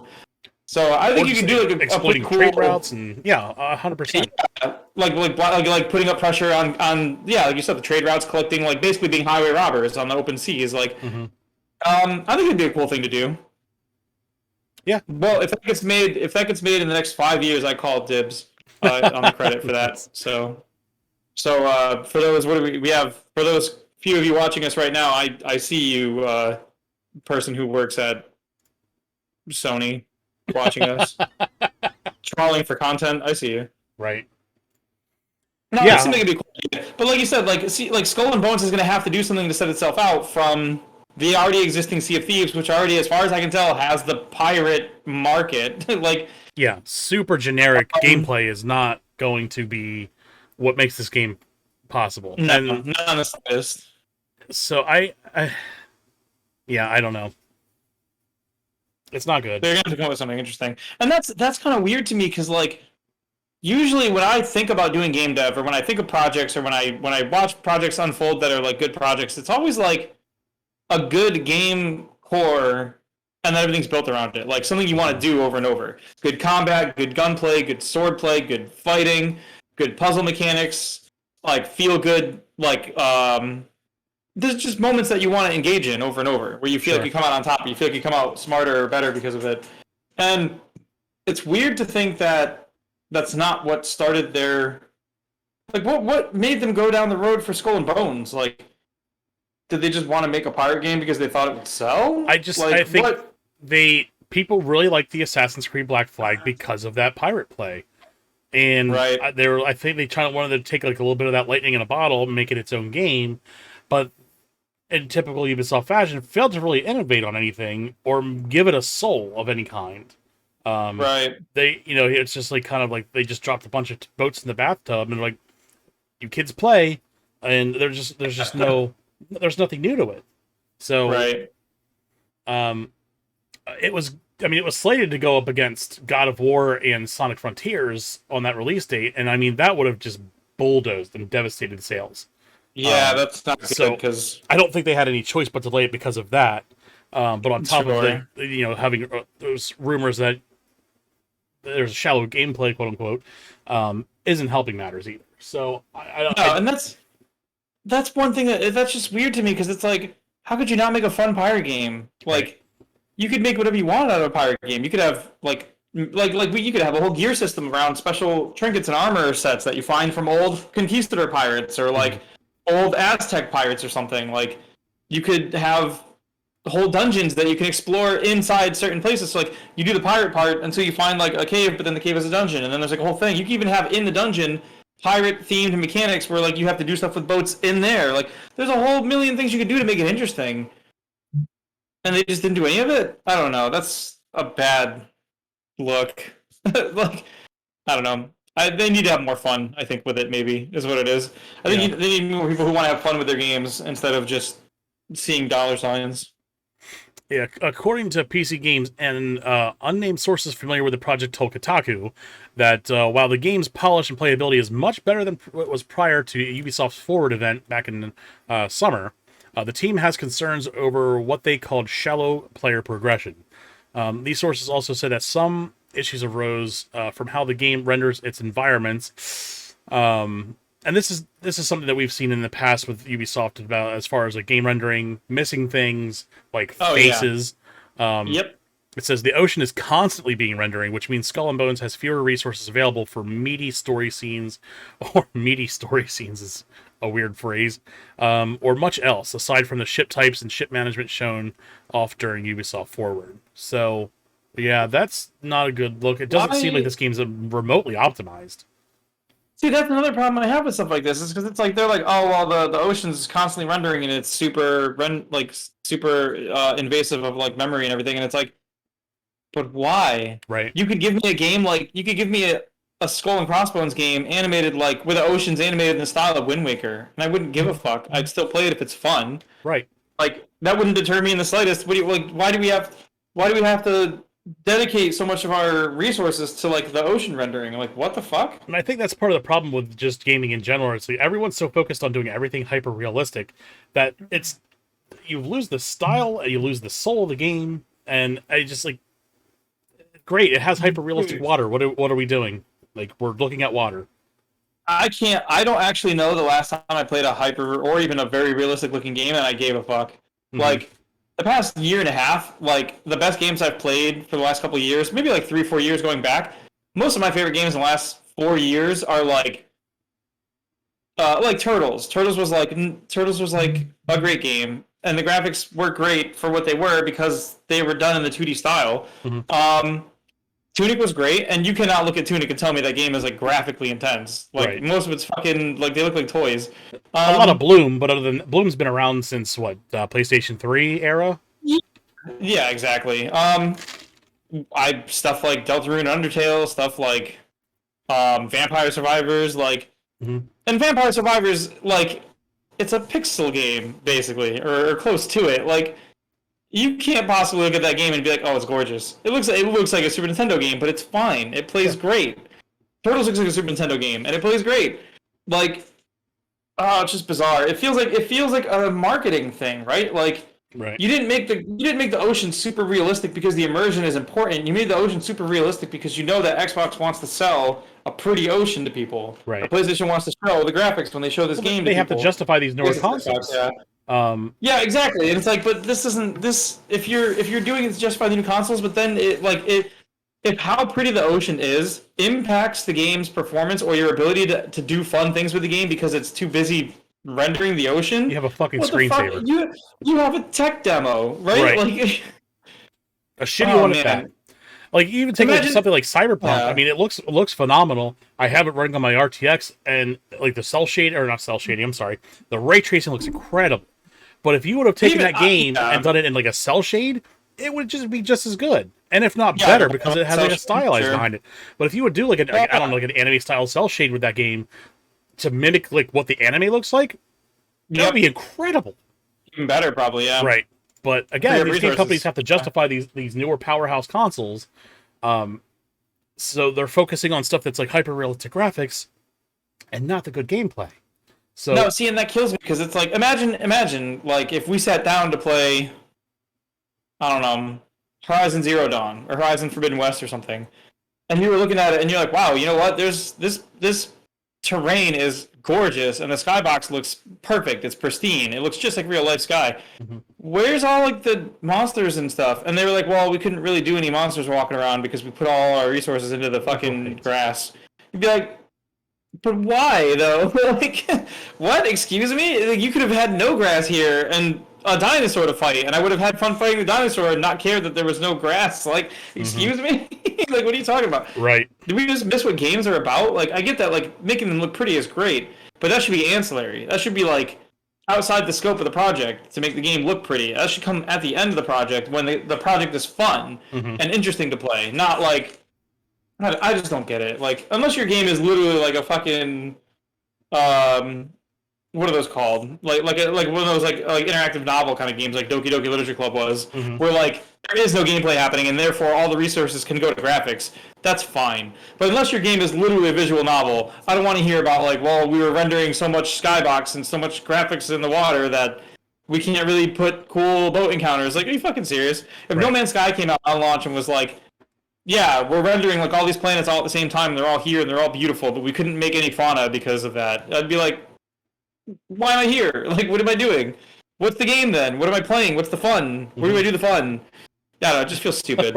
Where do we do the fun? Yep. Yeah, it's all bad. So I mean, I'm And sure. at any point, if I was like running a team and a person on the team came up to me and they were like, I want to add fun things to game, but I can't because game looks too pretty. I would be like, who the fuck decided to make it look so pretty that we can't add fun things? What are you talking about? Like, Congratulations. it's insane. We have a $7 billion screensaver. Great. Yeah, it's absolutely insane. Yeah, so I mean, definitely keep an eye on this. I would not be shocked to see this. It was delayed until March. I would not be shocked to see this delayed again. Yeah. Probably for like next holiday. And at that time, I just don't see why there would be any interest in playing this at this point. It'll get delayed, and mhm. they'll put out a statement and say like we're something. It'll be some sort of like going back to our roots, Yeah, re-examining, having an introspective like look at the game, something like that. right. We Yep, yep, hear yep. you. We're going blah blah blah blah blah. We hear you. All right. Well, let's get into our big stories this week. Obviously, the big one to talk about, Stadia, not doing so hot. Yep. So, to the shock of many, Stadia will be closing its doors on January 18th. I think I think it's sad. I don't think this game system, network, streaming cloud service got a fair shake. I think Google blundered a lot of the potential of this system. It was low hanging fruit for YouTubers to just shit on without ever even talking or even trying it. I Right. had no problems with it. I played it at work on downtime. I could hop on Destiny, grab some bounties, or grab a weapon mod that's like, oh, this mod's only been on Destiny like twice, so go ahead, go grab it. Great for that kind of stuff. Great for like streaming gameplay. I've played a decent amount on it. I've never really had any major problems with it. Would I play like Trials and Destiny on it? Probably not. But that's what 3% of the game overall. Very small chunk of the Yeah. game. I think Google's problem is like they if their product does not do gangbusters out of the gate, they always look for an instant gratification. They Mhm. closed their game studio within like 3 months of the releasing Stadia, and everyone's like, "Well, this isn't great news because that's kind of like what are you doing if you're not creating an exclusive for this game system or Right. cloud system?" So Yeah, I'm not shocked to see this. It's unfortunate because I definitely had a lot of fun with it. Performance wise, it ran circles around xCloud, and Right. it's just disappointing. We see a lot of marketing blunders. Like there's rumors that they turned down Death Stranding. I guess a follow up with Kojima. You see that Kojima's doing a cloud game Wow. now with Microsoft. Oh, Um, yeah, he is. That's right. right. So that was probably originally slated for Stadia. They turned it That's down, a miss. and it's like, what are you guys doing? I think that part of the problem is that you just have a lot of people on that board that are just not game centric people. Hmm. Um, it's very, very disappointing. No, absolutely. So Yeah, it's. I feel bad because I remember I shared that thing that was like Stadia was in a position to do really well these last few years because of like the pandemic, because of the way the economy went, like mhm. because the consoles were so hard to get your hands on and graphics cards went through the roof. Like Stadia gave you an option to play next gen games at a decent price in your own home as Mhm. long as you had good internet and everything.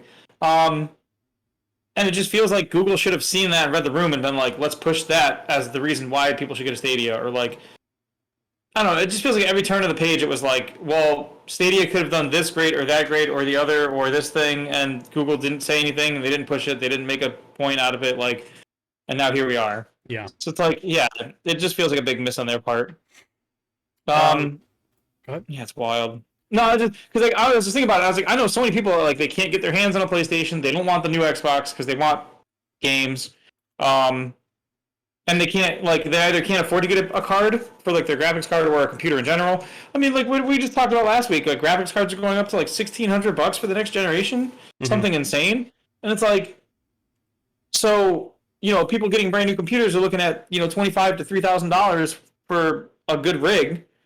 Consoles are out of stock in most places, and you can only get them if you like sign up for GameStop's Pro Club and like maybe get a chance, or like you sign up for PlayStation emails and maybe Right. they tell you can get one. Like, but if you could just put Stadia on the store shelves, how much does Stadia cost? It's free. It's fucking free. Like the service itself is free.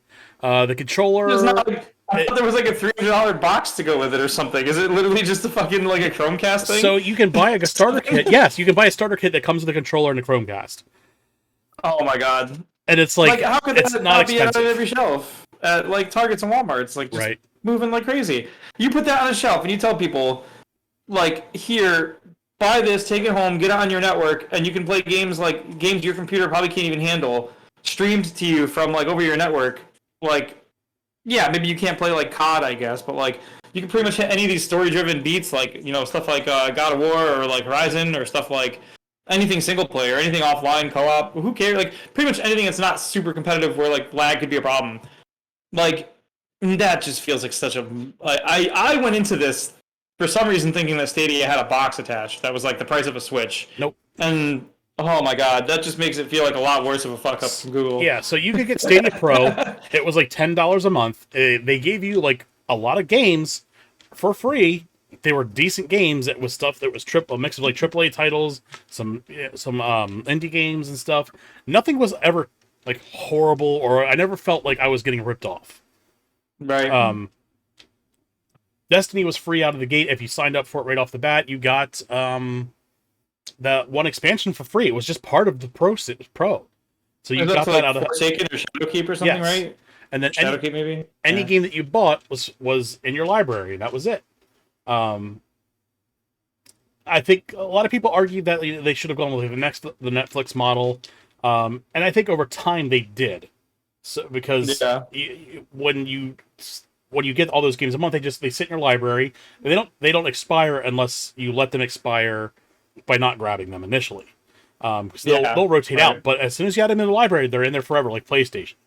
Um, Yeah. Yeah. so over time, you have like 100 games that you can play at any time. It kind of has like a Netflix feel to it. There's just a little bit of a time investment, obviously. Hmm. But this being led by Phil Harrison, obviously was a fucking problem because I mean, he's shit-wrecked everything he's been in charge of. So that didn't help Uh, anything. Not familiar. Yeah. He was part of Sony for a while, left Sony, part of Microsoft for a while, left Microsoft, joined Google. This is a good sign. Yeah. Yeah. Oh boy. So yeah, it's unfortunate. The biggest shitty thing about this was, um, I should have gotten some screenshots of this, but I didn't for the show. But Stadia developers were still working on games when Yeah. this was announced, When the announcement dropped. Yeah. and it was announced on like Twitter, and game devs are like, "We have a game coming out next month. What are we supposed to do?" And I mean, Yep. I guess the nice thing is that because it's all x86 or 64-bit architecture, you can port the stuff to Windows. You can throw it on Steam. You can throw it on Epic. Sure. Yeah. But it Oh, just hopefully even. Who shittily even sucks knows? to find out that way. So Well, yeah, we don't even know what the contracts look like because there could have been like non-compete contract clauses, and Google might still be able to hold the clause, like the contract, even though they're not publishing the game. There right, might still be some sort of like, in the event that the contract doesn't go the way it's supposed to, and we break, mm-hmm. you still can't put your game out for 6 months or something. Like Yeah. that kind of shit can still happen. You'll find that in NDAs all the time for that kind of shit, or Mm-hmm. for publisher contracts, because they don't want to risk getting bought out. Like if I'm making a game for Sony, they might put a thing in there where like, you can't put your game on Xbox while it's on Sony for 6 months. But if we break this contract, you can't put your game out for 2 years anywhere. And it's really shitty, but some people, especially small indie devs, they sign it because they feel like they have nowhere else to go. And Sure. usually it works out. Like you still publish with who you're publishing with, but every once in a while you'll have something weird happen. Like what was it, Axiom Verge, I think, with like the Wii U publisher. They couldn't make the game on the Wii U for like years or something because the publisher for the Wii U version fucked them and the contract broke. But as part of the contract, they Yes. couldn't publish the game anywhere else for like years. Mm-hmm. There was a few weird corner cases like that, but I think I remember Axiom Verge being the bad one like that. Mm-hmm. Or maybe there's another game that did that too. Similar concept. They couldn't publish their game. They had to like go back and sue the defunct publisher for the rights of their own game. Right. Like so that's we'll have to wait and see if there's any fallout like that with Stadia. If they had any contracts that, if broken, lead to a developer kind of being in the dark for a while. So Well, I guess we'll see. I think they are obviously trying to avoid a lot. I'm sure there's going to be some class action lawsuits flying one way or the other, but they are certainly probably. trying to avoid it with at least the consumer end. They are offering refunds. I actually just got an email from them the other day after this announcement. They said Google is offering a refund to Stadia users for Stadia hardware purchases, Stadia controller, Stadia Founders Edition, which is what I have, Stadia Premier Edition, or Play and Watch Google TV package made on the Google Store. The game purchase and add-on purchases made on the Google Store, the refund process will take some time, but we expect to have a majority of the refunds processed by January 18th, 2023. We expect to be able to automatically issue refunds for a substantial portion of transactions as a credit to the form of payment used to make the purchase. The purchases that are not able to be automatically refunded, you will receive an email with details on how to obtain your refund. And they also said, well, they also disabled the store immediately because people could go out, buy all these. You had Destiny, you could buy all that silver, and then just have it refunded again in January. So Warframe's Platinum. Yeah, you could have really dumped the paycheck into it and then just gotten that paycheck back in 3 weeks or whatever. And the game, you can't do anything about it. They're not going to go back and take away your silver. They're just going to it's already spent. They can't. Yeah, there's nothing they can do about that. All commerce functionality, the ability to buy games, new subscriptions, add-ons, and in-game purchases on Stadia have now been disabled. Users who held an active Stadia subscription as of September 29th, 2022 will not be charged for access to their Pro library or other subscription entitlements during the shutdown period. Historically, Stadia's Pro subscription fees will not be eligible for the refund. Well, that kind of sucks. So it's here about getting your data and save games here. You'll be able to export your Stadia data, such as profile information, game stats, social data, save files, and captures from Google Takeout until the Stadia service shuts down on January 18th. After that, which point your Stadia data will be permanently deleted. So get your game saves off of Stadia now. Don't fuck around because it'll be gone January 18th. So if you have something like Cyberpunk, get the game saves. At least have, if it sucks for people that have no other hardware that were sold this because it's like, oh great, I don't have to spend all this money on a PC. I don't have to spend $500 on a PlayStation. Oh, totally. Yeah. So people like people who are playing Cyberpunk, they might not have the hardware; they're completely fucked. But Hmm. at least you have the ability to get your games. Please note that deleting your Google account will result in deletion of all data, blah blah blah, including emails, photos, files, and all that good stuff. So I will say, good on Ubisoft here. They did post a tweet. While Stadia will shut down on January 18th, we're happy to share that we're working on to bring the games you own to Stadia, on Stadia to PC through Ubisoft Connect. We'll have more to share regarding specific details as well as impact for Ubisoft Plus subscribers at a later date. So it looks like if you bought some Ubisoft games, you will be able to transfer them to PC, which is great because I think I bought like one. I bought like one of the Tom Clancy games on sale for like $5, so I'll be able to Hmm. transfer that over to Steam or whatever. Um, it just Well, that works. sucks. And then so I don't know what Bungie's going to do, but it seems like Bungie data, because your save data is already cloud based. As long as you're linked up to like another account, and you can make like a free PlayStation account, you can make a free Xbox account, link it to your Bungie account, Bungie.net account, and that'll should lock it in and preserve anything that you have. So I would, if you have a Destiny account, link it up to like a free account just to make doubly sure, even a Steam account or something, just to make doubly sure that crossplay save is actually preserved. Right. But yeah, it's wild. Allegedly, Ubisoft and Bungie were in the dark about this as well. It looks like all devs were in the dark. I knew something was up when the new expansion Lightfall went up, and last year when Witch Queen went up, there was that you could actually reserve a Stadia version of the game with the collector's edition, and Huh. it didn't happen this year. So I mean, Right. I can see why, but I almost wonder if someone at Bungie did kind of know this was happening, or maybe they just saw the writing on the wall and they were just elected to not have a Stadia version. So yeah, oops, there we go. Yeah, that's kind of wild. So give me 1 second. Yeah, no problem. My on my son's laptop, and apparently it wasn't actually charging this whole time. Ruh-roh. Now it's charging. Weird. Nice. I don't know why that was. Mm-hmm. So yeah, it's deeply troubling. Again, this could have been a really solid system. I'll be the first one to say the controller was phenomenal. Um, Even compared, like I love the PlayStation 5 DualSense controller.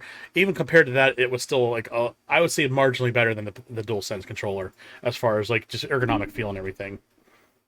So Yeah, I yeah, haven't got it's my hands on it, but I've heard good things. right. So you'll still, if you have the controller, you'll still be able to use it corded. I'm really hoping that they either someone makes drivers for it or Google opens it up so that the Bluetooth part of the controller can be used as well. It's Hmm. interesting because that does have a Wi-Fi antenna in it, so I'll be interested to see if they do open it up to see what people can do with it outside of what what Stadia's intention was. So Right.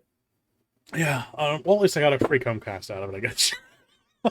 Yeah, I mean, hey, that works, I guess. Mhm. All right, well that sucks, but let's talk about Destiny. I know we try not to, but today we're going to. Yeah, um, Noticing a lot in the community about just general burnout. Even at the beginning of this season, um, a lot of people just complaining about the just boring play loop. The gameplay's getting stale. The seasons are very manufactured and just very assembly line. Something that I've had a gripe for Destiny for years was just only getting like slow drip feed of storyline every week. Not a fan yeah. of that. Never was.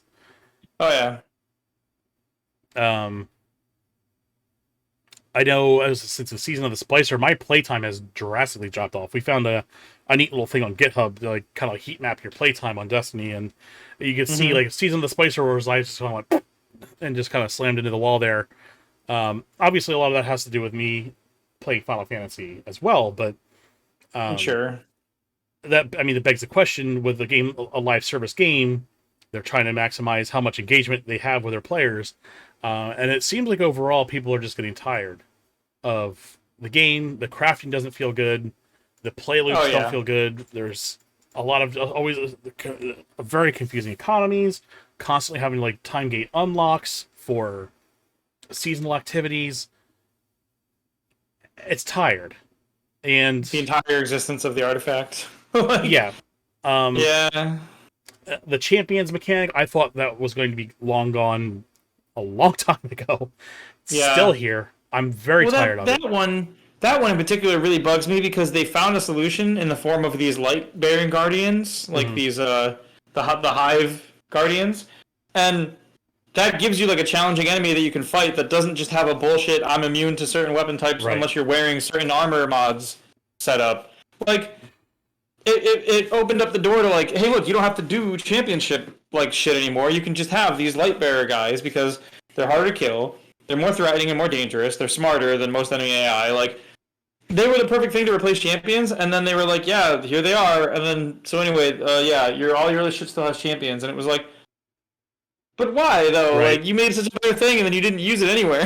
Like you used it in like the campaign, and then like that was it. So it's like, ugh, okay. Yeah. I mean, I used to play it a lot. I used to play the shit out of that game. It was my favorite game for the longest time.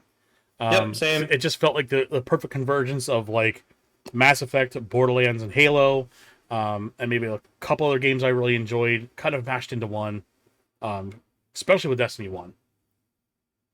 And I don't know. Yeah, absolutely. We're seeing people like Paul Tassi, um, who's the biggest Destiny enthusiast.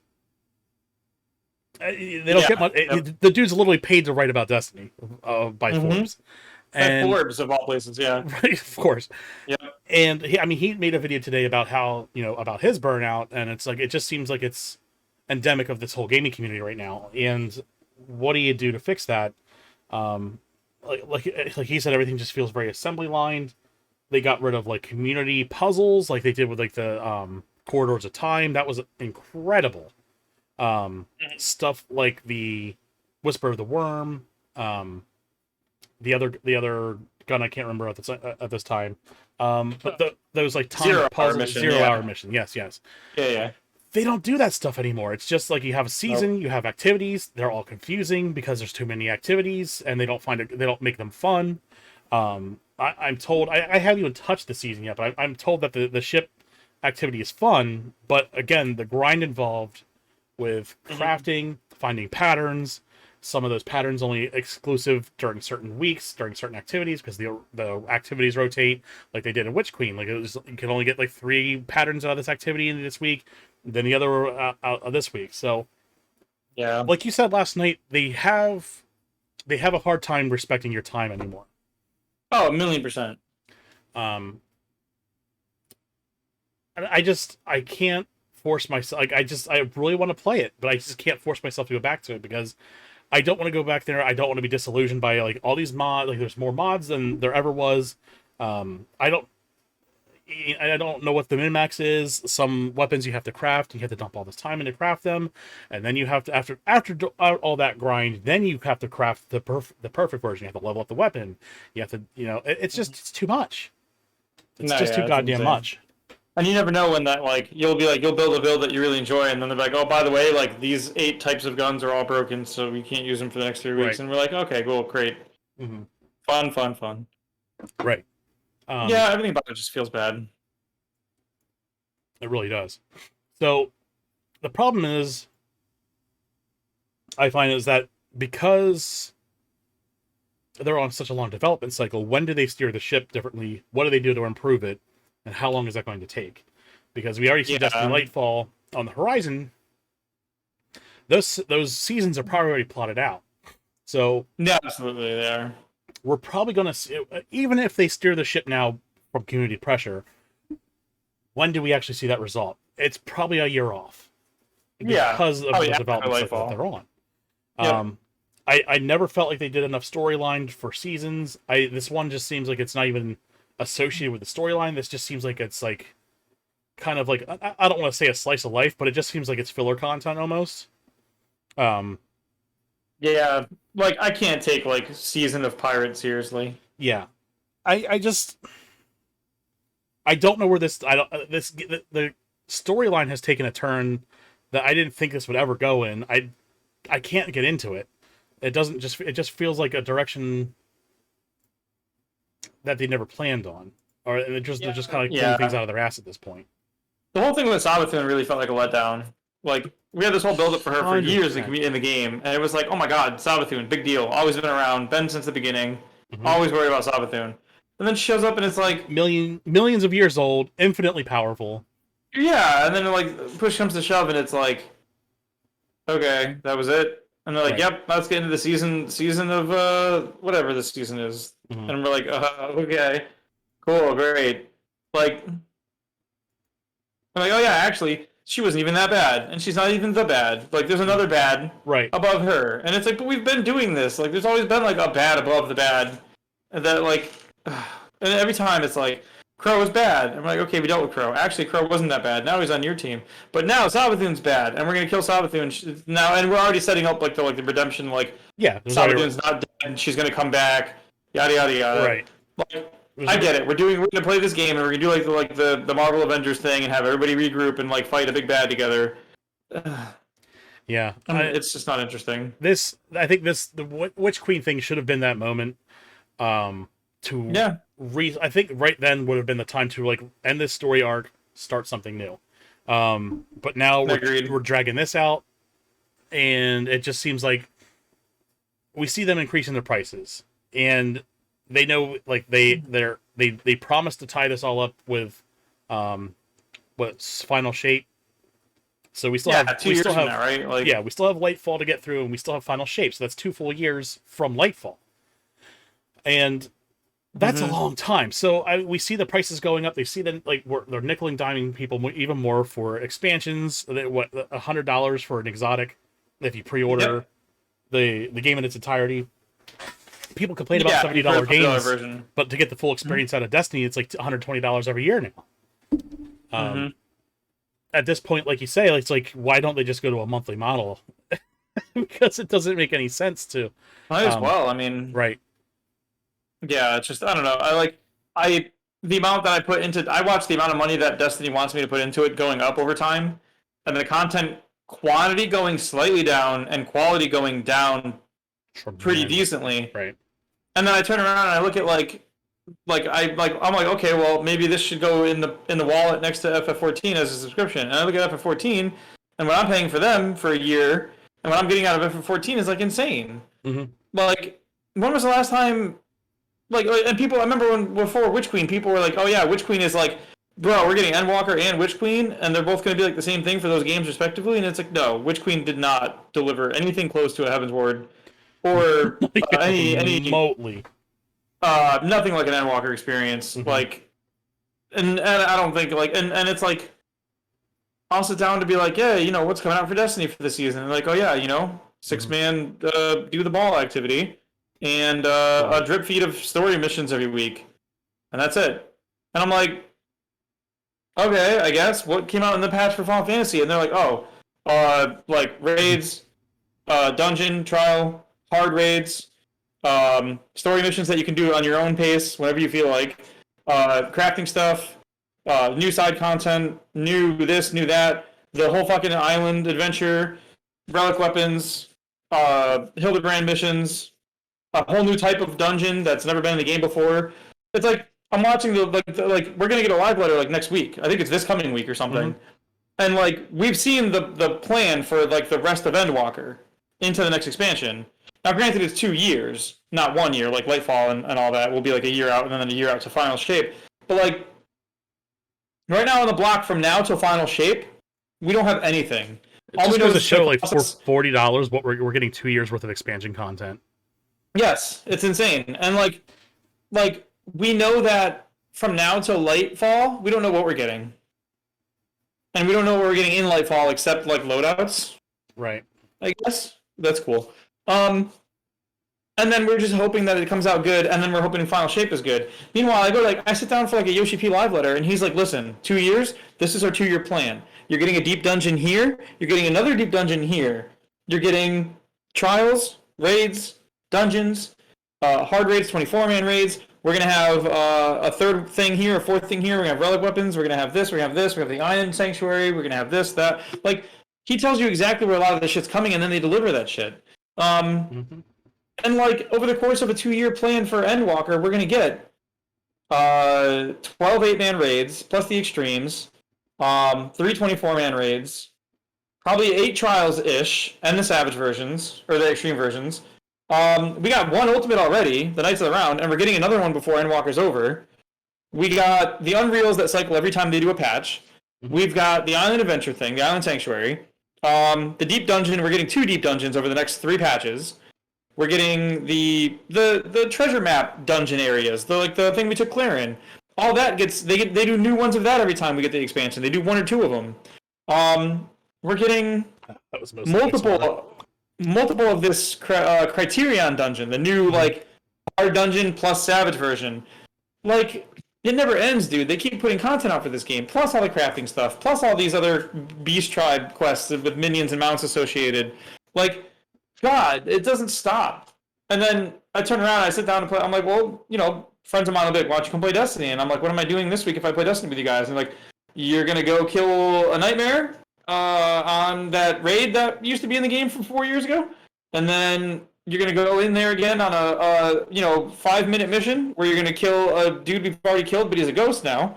And then you'll be told that you didn't kill him right, and you'll have to come back next week. And I'm like, okay, what else can we do? And like, 6-man ball activity. Okay, great, cool. Can we at least do like a new raid? Well, sometimes there's a new raid, but when there's a new raid, a whole subclass, a gun that costs $100, a couple other guns, a couple other exotics, and the entirety of one whole subclass of weapon all get shut off because, oops. So, you can play that later, like next month if you want, and maybe it'll be fine by then. But yeah, cool. Like, okay, great. What do I get out of the raid? Do I earn currency from the raid that I can spend on stuff? Yes, you do, but not on the stuff you want. Only on like the regular drops. Like the exotics, you have to just kind of get lucky and hope that you don't run it 100 times and never see it, like everybody else does. Okay, cool. This sounds like a blast. I'm gonna go back to Final Fantasy. Yeah, there's so much RNG entrenched into that game. It's a turnoff. When I play Final Fantasy, and I hate comparing them because they're so drastically different games, but there's still parallels. Core systems that are parallels, yeah. But like when I'm looking at level up gear and I'm earning items to buy that gear, I get specifically what I want.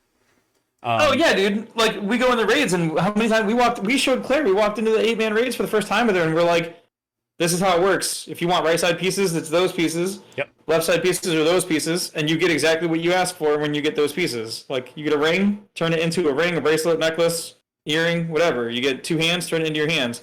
You don't have to walk in there and like imagine if we had to do raiding in Final Fantasy where it was like you ran the raid and it just gave you a random one. And you're like, oh shit, it gave me like hands, and I already have hands again. So like, this week didn't do anything for me because I already have hands. Right. That'd be stupid. But that's what we do in Destiny. We sign in for Pinnacles, and you run Pinnacles, and it's like you got 4 helmets, 2 auto rifles, and a scout rifle, and you're like, I needed boots and a Titan mark, and you're like, oh yeah. Come back next week. Which try again. Leads me to another point. Like when you're doing like Grandmaster Nightfalls, I don't know how many seasons I've gotten fucked out of playing them because the gear won't drop for me to get into them. Yep. That's what some of the discourse was centered around a big Destiny name player who wasn't going to be doing the Grandmaster Nightfalls that are coming because he was like, I've been getting screwed out of Pinnacle drops, and I'm not going to sit here and bust my ass every week for all these Pinnacle drops and not even get what I need, and then I can't play. Mm-hmm. Every time the season resets and the artifact resets, you have to race the artifact up as fast as you can to be able to get into the content, to then do the content. So you feel like you're missing out if you don't get that thing up there as fast as you can. And then you have to sit here and grind Pinnacles over and over so you can get into the stuff that you used to be able to get into. Right. Like last season's Grandmaster Nightfall. Like now you lose access to it, not because it rotates and then comes back, but when it comes back, you can't play it unless you've been playing enough already. And it's like, what? Could you imagine if like the next 24-man raid comes out for Final Fantasy and they're like, well, welcome back to the 24-man raid. Have you been playing the first one? And you're like, Aglaia? And you're like, no, I played it when it was out. And like, well, no, you can't play that one until you play a bunch of Aglaia. And you're like, oh, okay, I guess. Yeah. Like everything about the system is designed really shitty. It's just there to keep you playing. Exactly. And it's not interesting, it's not fun, it's not engaging. I don't ever feel good. Every week I sign into Final Fantasy and I get my raid pieces, or I get my sword for the sword turn in, or I get my tomes for tome turn in. Like I feel like I'm in control of what's happening. I'm earning rewards no matter what, because I know that I'm getting these things for my completions. There's been times I've signed into Destiny, done all my pinnacles, and literally made no progress because they all dropped in the 2 spots that didn't actually go up. Yep. I've been burned on that so many times. And it was a dead week. Like, the whole week is a dead week then. It's like, what the fuck? Yeah, I just dumped like 10 hours into something that did me no favors. Okay, cool. Yep. See you next week. And that leads to another interesting issue with Grandmaster Nightfalls, especially with this season. It's like you need to be 1595 to get into it. Yep. But it drops you back down to 1585. But if you're 1585, you cannot get into it. You can't get in. Yeah, it's the dumbest shit. I don't know who thought that was a thing that made sense, but I don't know. It sucks to see this because, again, one of my favorite games of all time. It had so much potential, but that's why we get so passionate talking about it. Because like it's a game we really care about. We want to play. I'd love to be able to go back and play that game right now. It's just I can't justify blowing my time on it. As much as I shit on Halo Infinite, I would love for that game to be good enough for me to want to play it again because I love the Halo series. Oh yeah, absolutely, dude. I'm still on the fence about like I think I might still end up buying Halo Infinite's campaign one day just to get the campaign out, even though it's only 1/3 of the full campaign we were supposed to get, and it's. But other than that, like. As much as it sucks, I still want to actually see what they did with it. You know what I mean? It's just, it's hard to support them after everything they do. I totally agree. And the same thing with Destiny. We watched the price go up $10, then $20. Content got cut a little bit, then content got cut more. Like, what was it? 2 years ago was not Witch Queen. What was the one before Witch Queen? I can never remember. The one on Europa? Light. Beyond Light. Beyond Light, yeah.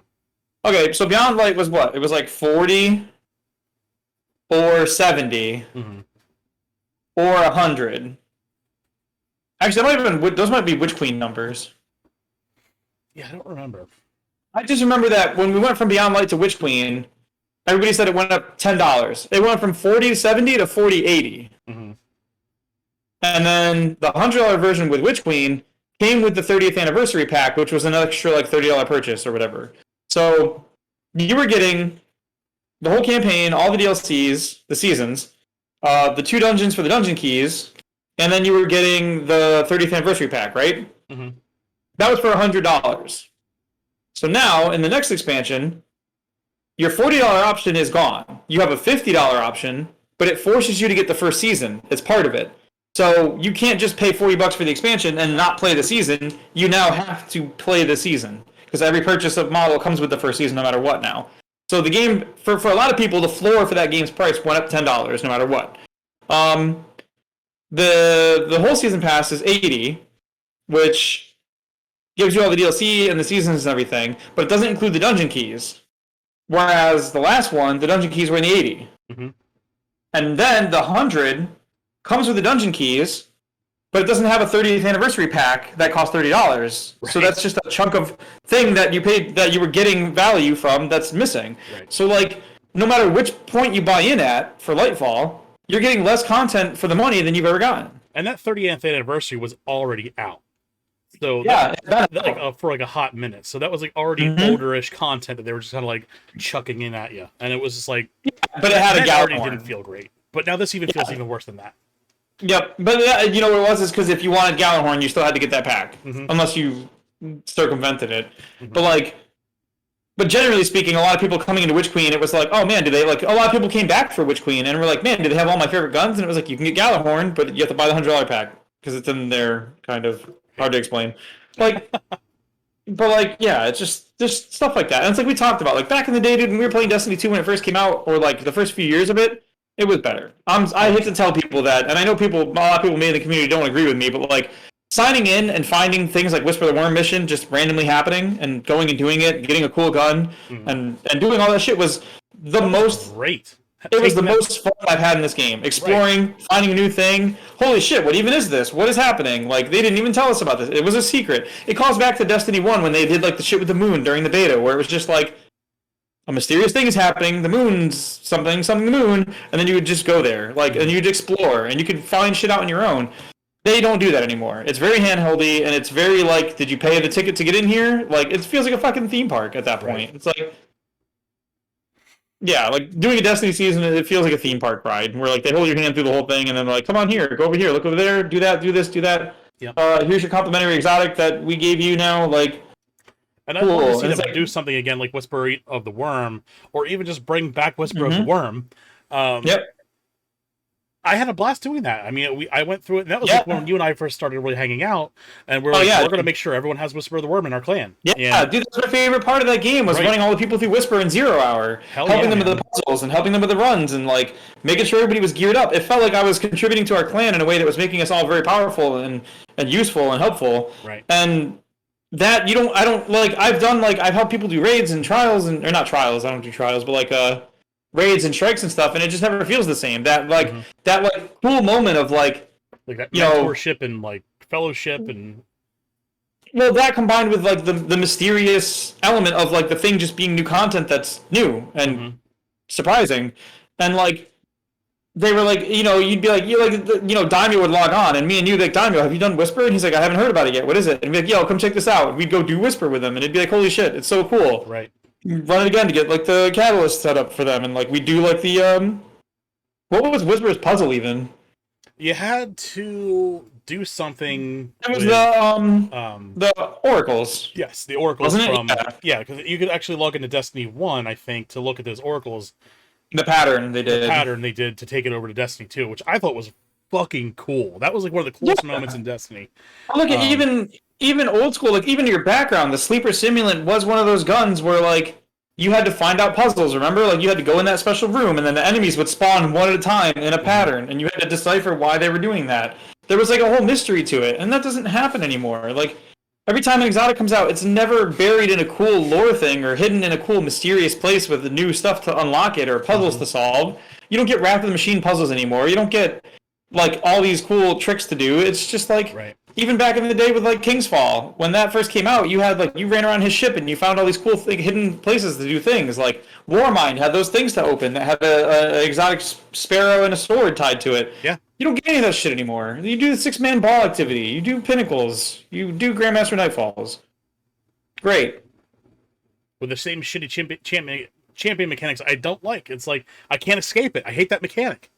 And it's like, to play that stuff, you have to do that mechanic. And I fucking hate it. I don't want to use guns that, like, I don't want to sit there, handguns have a fucking perk that has, like, the barrier disruptor on it for, like, barrier champions. Like, I fucking hate handguns. Like, why am I using a fucking handgun? Yeah, I remember, like, having to use, one of them was, like, sidearm pulse rifle. And then, like, bow. So I had to, like, I had to go into, like, a fucking strike with you guys wearing, like, a heavy bow, like the fucking Leviathan's breath, plus, like, a sidearm, plus, like, a pulse rifle, like Graviton Lance or something. Which, fine, Graviton's not awful, but my loadout had to be Graviton Lance, a sidearm, and a fucking, the Heaven's Leviathan's breath. And it was like, what the fuck are we even doing with this? Like, I have to use shitty guns I don't want to use, and on top of the guns I don't want to use, my armor now has a bunch of slots filled with mods that let me use those guns to be champion mechanics, and I don't want to do that either. So instead of a build that I enjoy, I'm missing stats or perks that I like, and I'm using guns I don't like to do a mission that, like, what am I even doing at this point? Like, I'm playing the game in a way that's not fun in multiple reasons for me now. And it's just to kill dudes that also aren't fun to engage with. They just have shields. They just have, like, annoying-ass shields that I have to shoot them with the right gun. This is, like, Elements, but worse. Yeah. And Elements are already in the game, so, like, on top of everything else, I have to match Elements, too. So, like, you go in for, like, a Grandmaster Nightfall, and it's, like, champion mechanic and also match play. And you're like, well, fuck. Like, how do I, like, okay, I have to match Elements on top of this? Like, cool, great, thanks. Yeah, it's... I don't know. It could be better. We know it can be better. We talked about games being fun when we talked about Sea of Thieves. This isn't fun. I don't want to feel like it's a job or a grind. Like, some grind is great. You've seen what I can do with time on my hands. Absolutely. But when it's gotta be fun to grind. When it's not fulfilling anymore, and you're just doing the thing to get to a thing to get to a thing to get to a thing. What is that? Like, the pattern chasing, then having time-gated patterns, then having to level up the weapon, then crafting the weapon that you actually want with the right perks on, with RNG attached to that. And it just doesn't feel good. No, and it's like, and again, we talk about other games that have solved this problem. You look at stuff like Final Fantasy. Final Fantasy, I can play any dungeon in Final Fantasy, and maybe with the exception of the first few dungeons where it's just too like simple, and that's whatever. Mhm. Like, I'll never queue into like any roulette with you guys and feel bad about what we get. Like, maybe it'll be like, oh, this is actually going to be really hard because it's new content, or it'll be like, well, this is going to be kind of a slowish run because it's old content. But at no point is it like, oh, I really don't want to play this with you guys. This sucks. It's like, no, we're gonna have a good time. It's fun. Right. It's engaging. And Destiny has content like that. The strikes are fun. The story campaign missions, especially on hard, are fun. Mm-hmm. But those are not what you do to get your pinnacles, and it's not what you do to progress in that game once you get to the end game. Correct. If the pinnacle grind wasn't like do 5 matches of Crucible, do 3 matches in Gambit, like all this dumb shit that people don't want to do, like if it was like, okay, strikes, campaign missions on hard, and you could do those, and there was like even just some slot protection where it was like it would not give you the 3 most highest light slots, or it would always give you the lowest, and therefore you would always get like a bump for every pinnacle you ever got. Mm-hmm. Fine, but like, God, like I cannot sit there, sign into that game, do 5 Crucible matches, and be like, I hated every minute of this, and I got a helmet that was like That I didn't need. Right. I got a helmet I didn't need, and then I go back. Okay, fine. I go to Gambit. I do 3 matches of Gambit, which is horrendous. And after the 3rd match of Gambit, they're like, okay, here's your pulse rifle, and it's like the pulse rifle goes in the slot my sunshot's in, and my sunshot's already my strongest weapon. Okay, and then like, okay, I'll just go do 3 strikes, and then you go do 3 strikes, and it's like, well, here's your thing. It was a helmet again, and you're like, I fucking got a helmet from Crucible. Like, okay. Yeah. And you just do that until you run out of options for your fucking pinnacles, and then it's like, all right, yeah, we'll see you next week. And it's like Tuesday, and I'm like, okay, I guess I'll be back on Tuesday. Fucking stupid. Get out of here. And it sucks, because the gunplay in Destiny is unparalleled, and the weapons and the abilities are fantastic. And you can have such a good time in that game if you're not trying to play the game, which is stupid. Right, exactly. Yeah, and that's... Like, I envy my son, because I can hand my son the game and be like, go fuck around. And he'll have a million times better fun just fucking around than I'll have trying to get into, like, content. Right. Yeah, I'll he just run on the surface and find like find like things that are new to him and have a good time exploring that shit. Mm-hmm. And that's great. But then if I was like, here, now you need to like grind these same types of games every week until you're high enough to get into like the hard version of the thing that you don't play anyway, and they're like, oh, okay, I'm just gonna go back to Slime Rancher or something. Like, fair. Well, because at least it's fun, right? Like. Mm-hmm. Slime Rancher doesn't be like you have to catch 800 green slimes before you can go into the valley where the red slimes live. Like, fucking what? Yeah. Yeah. No doubt. And like you said, there's some grind is fun. I think Final Fantasy has a great level of like chase. It makes me come back to the raids every week, and the raids are fun anyway. But it gives me that extra oomph to be like, yeah, I'm doing the raids because I'm getting tomes, and the tomes are important to like get my gear up. And we're doing it just to get stronger numbers mostly. Right. Like obviously, we wouldn't normally have the Crucible, the Criterion dungeon's a new thing. So without that, us grinding tomes is just having fun at that point. Because the 24-man raid is going to have the same level that we're already to get into the 8-man. So we didn't need to be getting tomes at all right now, but we're doing it anyway. Yep. It's just fun though, and that's the thing. The fact that we're gonna walk into Criterion Dungeon the day it comes out because we'll be 615 already is a testament to the fact that we spent at least 5 weeks building up tomes because we were having fun playing the game regardless. Yeah. Well, that reminds me, we have to do like this week's stuff. I know. I don't know how it's gonna work. Oh man. I'll see what I can figure out. Sure. You guys might have to just make sure you get your shit without me, and I might just have to catch up next week. That's fair. But we'll see. All right. Yeah, well, let's move on. As much as I'd love to gripe about this all night, it's it's been a build up. I feel like we both need to get that off our chest because it's just frustrating. Well, and we keep circling back every 3 or 4 weeks and talking about this because it's something that it's like watching like what's a good analogy for this? Like it's like your favorite show going into like a pure filler arc, and you're like, no, why are you doing this? Like, I loved everything about this until now. Like, it'd be like if Demon Slayer was like, they did the next season, and we're getting the Sword Village, and then the season after that was like they went to a new continent and like fought dudes at a beach, I guess, and you're like, weren't we supposed to go to the next part and finish the series? And they're like, no, and then we're doing like this whole arc now to like buy time for the next part, and it's like, no, none of this feels, it sucks. It's not written by the same people, so it feels different. It feels like, but you know what I mean? How many times you watch Naruto? I don't know, you probably don't, but like, you watch stuff like Naruto filler, and it just feels bad. Like, right. it's the same animation team, but it's like the writing and the directing is different, and like you're like they're making weird jokes. You never get these serious moments because there's no serious build-up because there's no like overarching plot impact. It's just we're fucking around for like a few weeks until later. Right. You know, so that just sucks.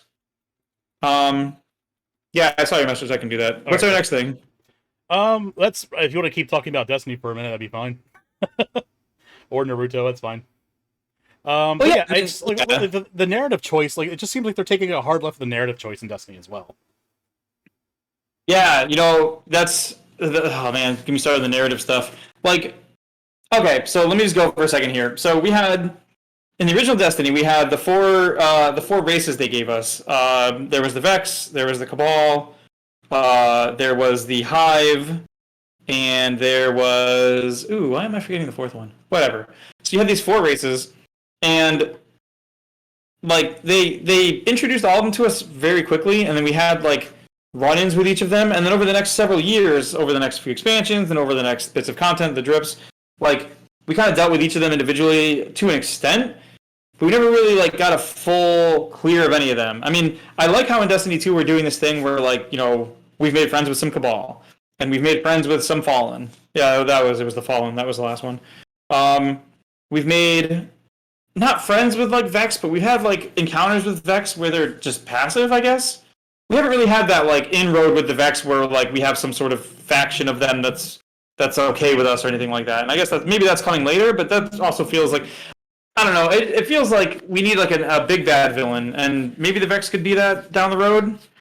But obviously we have the what's his name, the evaporating head man here, the Witness, and it just that one just doesn't do it for me because it's like a whole unrelated thing that just they kind of shoehorned in after everything else. We had Oryx.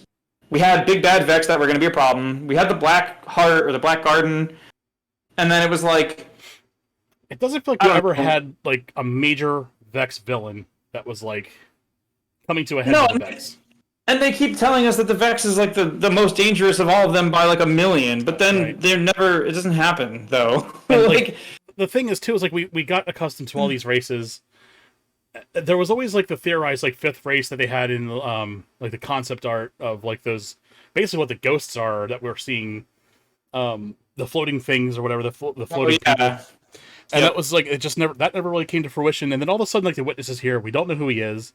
He's been pulling the strings on this the whole time, and Savathun was actually the whole time trying to look out for us. By how? That's the whole time we've been pitted against her. And like the last hour of the game of the expansion, all of a sudden she's like, "Oh, I've been looking out for your best interest this entire time." It's like, what, dude? You know what that reminds me of? Did you ever play Final Fantasy IV? Oh man, yes. Okay, so you spend pretty much the whole game with Golbez as your antagonist, and like off and on it's Kain because Kain keeps getting mind controlled by Golbez. Right. But like pretty much the whole game, it's like, yeah, we're dealing with Golbez in some capacity. He's going to be our big bad, yada yada yada.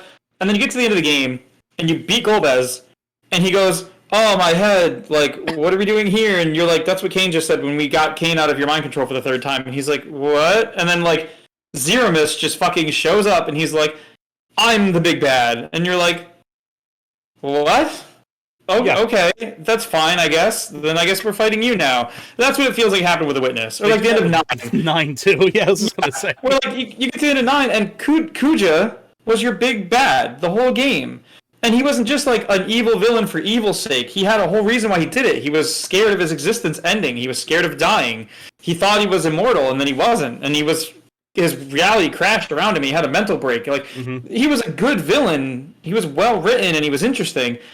And then after you beat him, they're just like, look, it's me. Fucking, what was his name even? Well, they did Garland, and then they did Necron. So, like, Garland was I'm the guy pulling the strings. I've got the Invincible. I've been flying around. Right. I've been the giant eye in the sky the whole time. That kind of made sense. They let him kind of settle in as a villain. But then at the very end, it was like, Necron. I'm like, what? So, I feel like, well, because, like, it's well written because you have, like, Kuja is sort of like you almost have like Zidane and Kuja are like the Naruto Sasuke, where it's like Sasuke went bad pretty early in the anime, and he stayed bad all the way till the end. And then at the end he turned again. He was good again. But like it gave you a good running dynamic of like an antagonist that you could like have some sort of relatability to, because you could relate to him like wanting to do something with his life before he died, knowing he was on a timer. You know what I mean? So even after they defeated Garland, you still had to deal with Kuja one last time, because Kuja was just losing his shit over like what happened and how he got screwed. Right. And that's fair for him to feel like that. And after you beat Kuja, and then after Necron, there's like a scene where Zidane goes back into the tree to get him. They show him going back in the tree, and he finds Kuja, and he protects him, and then like you never see him again. You assume they don't say what happened. It's assumed that they both died. And then later Zidane shows up at the play for Garnet, and you get your ending of the game and everything. That all was great. You didn't have to have that Necron fight. You could have just had Kuja be the last fight. He freaks out. He burns all his power in one last blast trying to kill you guys. It doesn't work.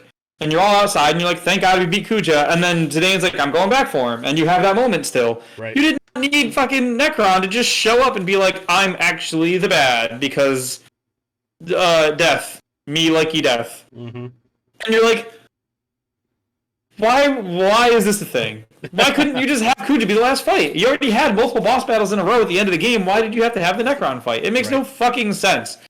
And that's what's happening with The Witness. When we did the whole ending, when I beat Witch Queen, because I was playing it by myself. You guys had already done it a while ago, and I was running it solo. And I got to the end of Witch Queen, and I fought Savathun. Cool fight, great, beat her. And she's like, haha, actually, JK. I was trying to do the good thing. And you're like, okay, I kind of saw that coming, but fine. So what? We have to deal with like the dark pyramid things? And they're like, yep, it's actually The Witness. This big dude named The Witness. And I was like, this sounds so stupid, but okay, hit me with it. Like they don't know where they take it, because it was like, oh, pyramids are bad. Pyramids aren't so bad. Darkness is actually cool. It's just all how to use it. Wait, no, pyramids are bad. Darkness is bad again. Oh, by the way, new darkness subclass coming. So another element that we're gonna have to try to force to balance. So right, and then on top of everything, they were like, "Oh yeah, Savathun bad," and then when you beat her, she's like, "Haha, not bad. Actually, Witness bad," and you're like, "Oh my fucking god!" Right. Like, and it'd be one thing to do that with some enemies and some things, sure, but like Savathun's been like the biggest bad in like the game this whole time. She had strikes from the base game. She had strikes from D1, missions from D1 that talked about her being a bad guy. It'd be like having Oryx do a heel turn at the last second and become like a face and be like, "Oh yeah, I'm actually on your side." It'd be like, no, we don't do that with Oryx. You don't do that with these big bads that we've established as like just tautologically evil. Like, and they established that with Savathun right up until they were like, actually, she's clever and not evil. And you were like, oh my fucking god, here we go. She's been looking out for you this whole time. It's like, come on. Yeah, I'm just not sold. Right. Well, no, I can't let Witness's design walk away without commenting on how corny, fucking stupid it is to have this dude with the evaporating head be like this big threat. Nothing about that guy feels like it. Nothing about him feels like villainy. Well, that's the thing. Is he going to be a villain, or is he going to be another anti-hero? Oh my god! I swear to God. Is he going to be? Oh, I was just a prop for the guy actually pulling the strings. It's like, how long is this string? Yeah, we're gonna beat the Traveler. We're gonna beat the Witness, and on the Witness's doorstep, he's gonna be like, "Actually, I was just trying to warn you that the speaker is still alive and is bad now." And you're gonna be like, "Oh my god, the speaker! Remember the speaker?" And then we're gonna kill the speaker, and then on the speaker's last breath, he's gonna be like, "Wait, I have to warn you that there's actually I was just trying to stop an even more evil, which is Gaul, who's back again." Resurrected by Fenchurch. It was Fenchurch this whole time. And then we're gonna find out it was like the tea guy in the church making tea, and he's like, "Oh, it was me, like my tea." Or like, yeah, and then like, "Oh, you beat that guy," and he's like, on his last dying breath, he's like, "Wait, I have to warn you. Actually, someone reinstalled Cade 7, and he's bad now." I'm like, oh my fucking god. Yeah, I could see them doing something like that. I think after Lightfall, we're gonna have to see what Lightfall does and then what Final Shape does. But if this keeps going the way that it's going, I'm just gonna like wash my hands of that game entirely and be like, "You guys, give me a ring when Destiny 3 happens.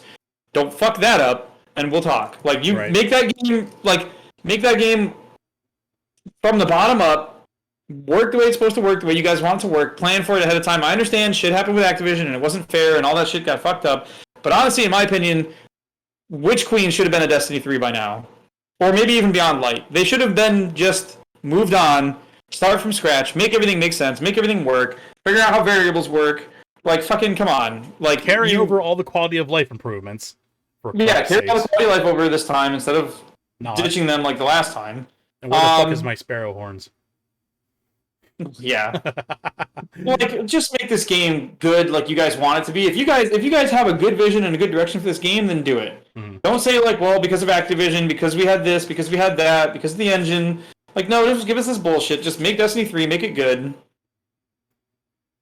I don't know. I can only let them, like, they keep asking for rope. And, like, I'm watching them tie the fucking knot. And I'm like, you guys need to, like, move on from this or you're going to end up hanging yourselves. Right. Yeah.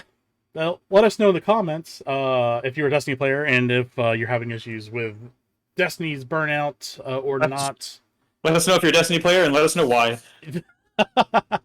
No doubt. All right, well, let's move on. We still have a good bit of show here to talk about real quick here. So we have subscriber games for October. Like we talked about last week, they would probably get announced this week, and they sure did. Mm-hmm.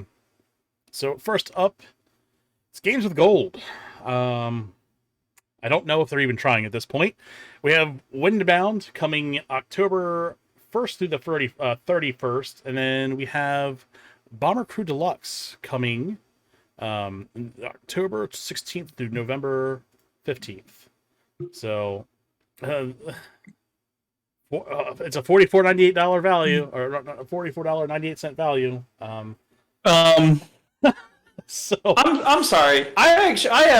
Normally I would have a gripe about this to begin with. I don't know Windbound or Bomber Crew, so I can't exactly say, like, they could be great games for all I know. Who knows? But can I just say, like, should not October have had some kind of horror game? Maybe. They could have squeezed in like a Left 4 Dead. Well, I guess they're not doing 360 games anymore. But doesn't it feel like a no-brainer to put something scary on Games with Gold this month? You would think. Am I just did I crack some marketing code that the execs at Microsoft couldn't figure out? Like, maybe put scary game during Spooky Month? I don't know. Yeah. So I mean, at this point, it just seems like this is a lot of effort for everyone, and obviously, they're trying to drill this down in lieu of Game Pass. Yeah, I think at this point, this is pretty low effort. Yeah, I wouldn't really expect much coming out of Games for Gold moving forward here, especially with the absence of like 360 games. And honestly, it was the 360 games that were kind of anchoring this service at all, because they had a pretty good catalog from the 360 to rely on, but now now we have this. So yeah, let's yeah, it's getting to the point where it's like, I don't know. You think maybe like sometime in the next year, Games with Gold just gets rolled into like, you now are a Game Pass subscriber? Maybe they'll just call it like Game Pass Basic or something like that, or something. But at this point, the question is why. That's where I'm at with this one. I don't know. they're losing me here. Yeah, it's just time to call it a day with Games of Gold. I don't know. Yeah, Games with Old Yeller.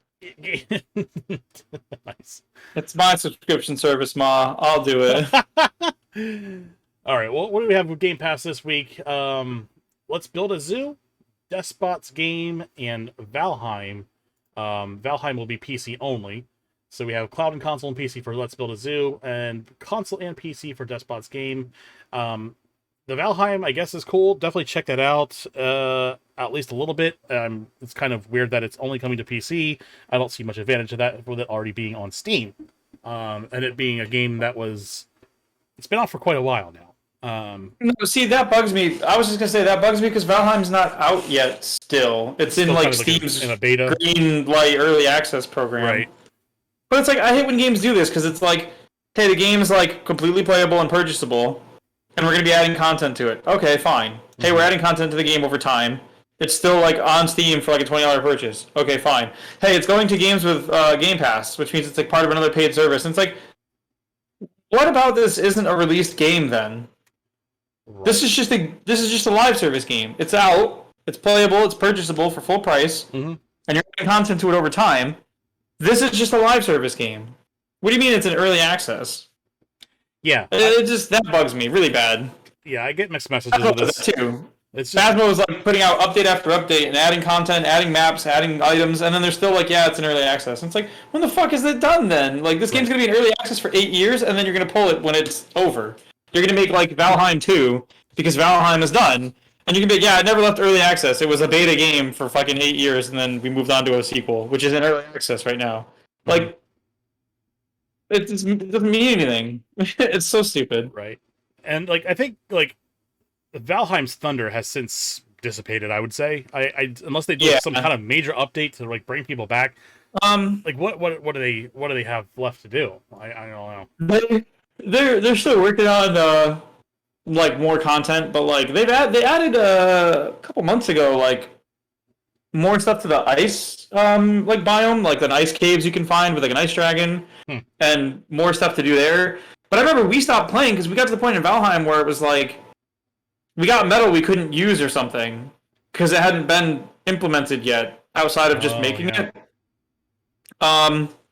In those like plains areas with the mosquitoes and the goblins, you could get like, a new type of metal and you could build like a special forge to forge that metal, but then that metal didn't have any recipes yet. So it was like me and Dark were like, I guess we can collect it and then make stuff when that comes out, but who knows when that is? So we just stopped playing. That. Yeah, exactly. Yeah. And I'm not even sure if they ever actually put any of that stuff out. I know they added stuff later for the ice expansion, not the ice expansion, but like the ice patch update thing. But I still don't know even if there's anything to do beyond what we've done already. I couldn't tell you. I remember the play loop just feeling kind of rough, especially when you got to like the part where we were getting to the plains, and like you get killed by something, and it's like good luck getting your gear back. Dude, I went back and played Valheim. Remember like 4 or 5 months ago, I think I mentioned I went back and I started playing Valheim at night a bunch, and I started a new file, and that's exactly what happened to me. I started a new file, I built a world, I was doing shit, I had a house and a village, I had portals up, and I was going places and doing things, and I got to the plains area I got to a new plains area for the first time in that file, got murdered by one of those fucking mosquitoes, despite the fact that I had like the best shit I could get at the time. I had all the armor, like metal armors and shield, and I was shielding, and I still got fucking off-screen murked by a mosquito. And then I spent like the next night, like I think I ran back to try to get my shit, and I spent the next like couple hours of that night doing death runs, trying to pick up my shit. Like sometimes I get close enough to grab my stuff, and then I didn't have time to put it on before I get murdered, so I'd have to grab my stuff and just start sprinting with it. But then that doesn't work because you're not wearing the belt to make your like carry limit high enough. So like you're like slow or whatever. Fucking everything about it was like, what the fuck? Yeah. And then I finally got all my shit back, and then it was like, oh, it was such a pain though. So you just spent the whole night never got anywhere. Well, and then I spent that whole night doing that, and then the next night I got on, and it was like, oh, I didn't do anything last night. That feels bad. So then I went back to the plains area, like found a couple things, got in a fight with like a bunch of goblins, and ran from them. And I think I got mosquito killed again on my way out of the plains, and I was like, you fucking kidding me? Yep. Yeah. And then I had to go back and get my shit again, and then I got my shit, came back home, and I was like, I don't know what to do anymore. I don't want to explore the plains like now, and I don't want to do anything else now. Like I don't want to do any of this anymore. I'm all set. Well, that's where I got to the point where it's like, if I play any of this by myself and I die, I'm basically waiting for someone to get back online to take me over there. And who wants to do that? That could be an hour run. So, yeah. Yeah. Not to mention like, going out in the ocean and like I made a boat and I went out in the boat out in the ocean. It was like a fucking ocean dinosaur murdered your boat with you on it, which means that your shit just fell into the ocean. And you're like, oh, okay, great. I totally have duplicates of all my important shit at home because that's great. And that's another thing that sucks about that kind of game is like it feels so bad to like die, and then they're like, yeah, well, all the good shit you had was on there. Killer gave some solid advice though. Just don't die. Just don't die. Yeah. Well, because like you remember how it was with the game. The way the game's progression is tied to like the gear you can make. And you can end up in a situation where you're kind of stuck because, like, if you get the deer antler thing to make the pick, and then you die and you lose that pick somehow, you have to go kill that deer boss again to get that pick.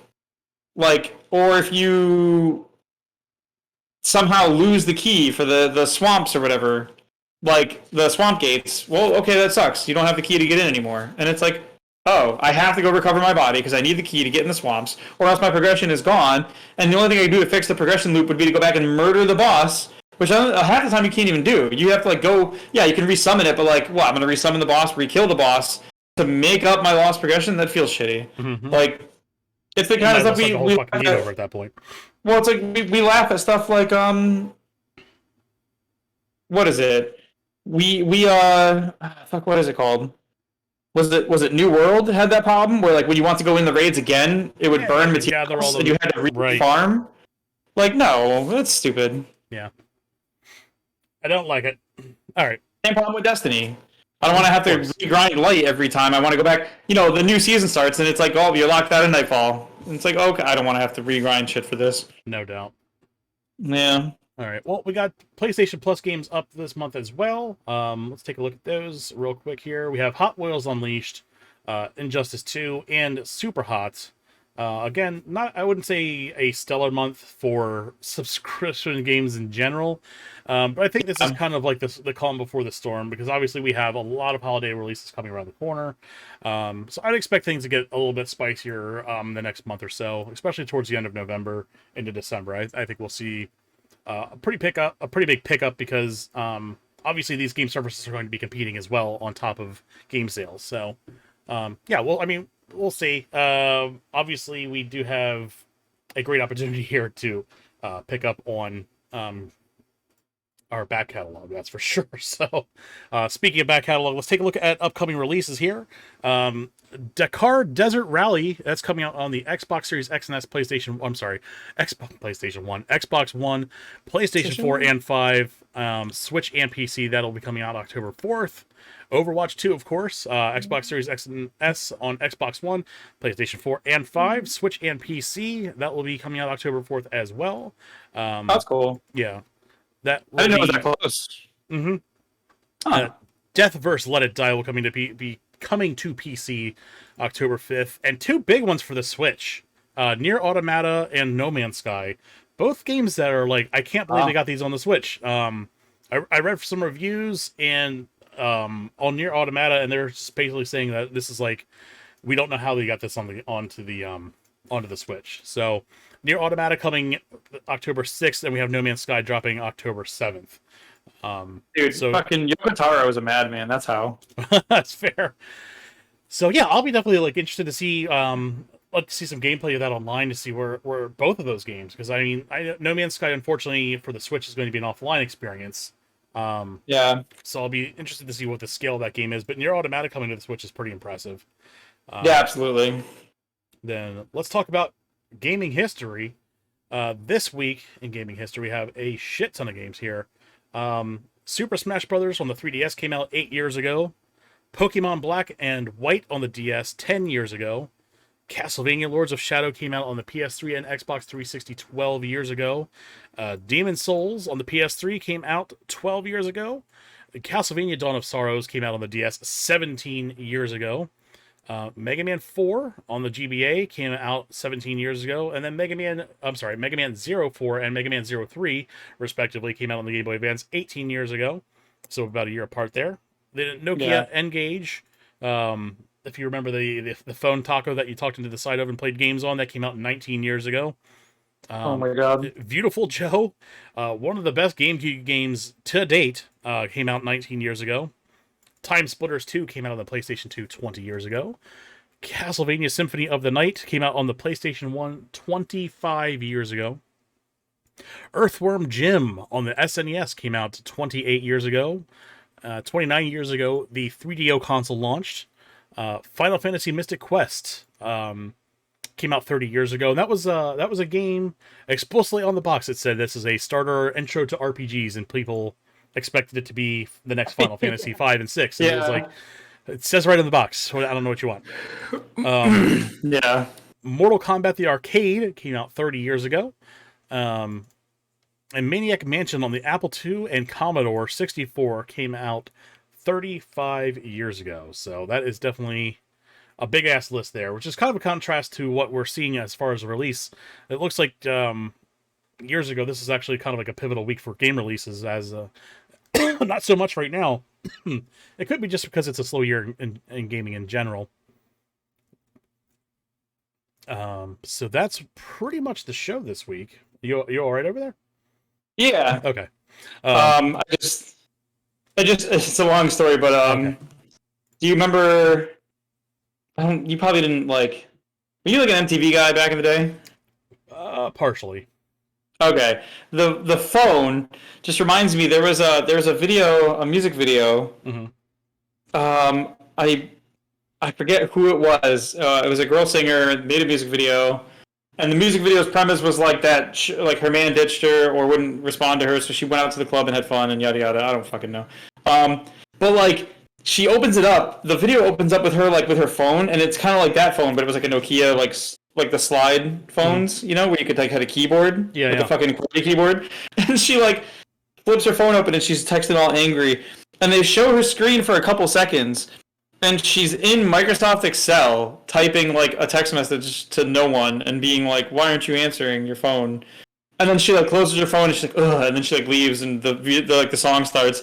And it fucking every time I see that phone like that Nokia one, it reminds me of that fucking music video where she was using Microsoft Excel to like text her boyfriend. Oh, fucking no. died. Nice. I'll have to see if I can find like a GIF of it or something, but it's incredible. Good stuff. Oh man. Yeah, I'll have to check that out. I couldn't even tell you what music video that is. I wouldn't even know where to start. Um. Yeah, I don't know. I'd have to look. So like It's funny as shit though. like the enhance like the in shot was just like someone on Excel as a prop. It was someone in Excel fucking typing the Wild. message. Yeah. Oh, it was Kelly Rowland. Yeah, it was Kelly Rowland using Microsoft Excel in a music video like fucking way back in the day or something. Nice. Oh my god. Fair Yo, enough. if you type in Kelly Rowland, her first and last name, Uh-huh. Google automatically adds Excel to it. Nice. I love it.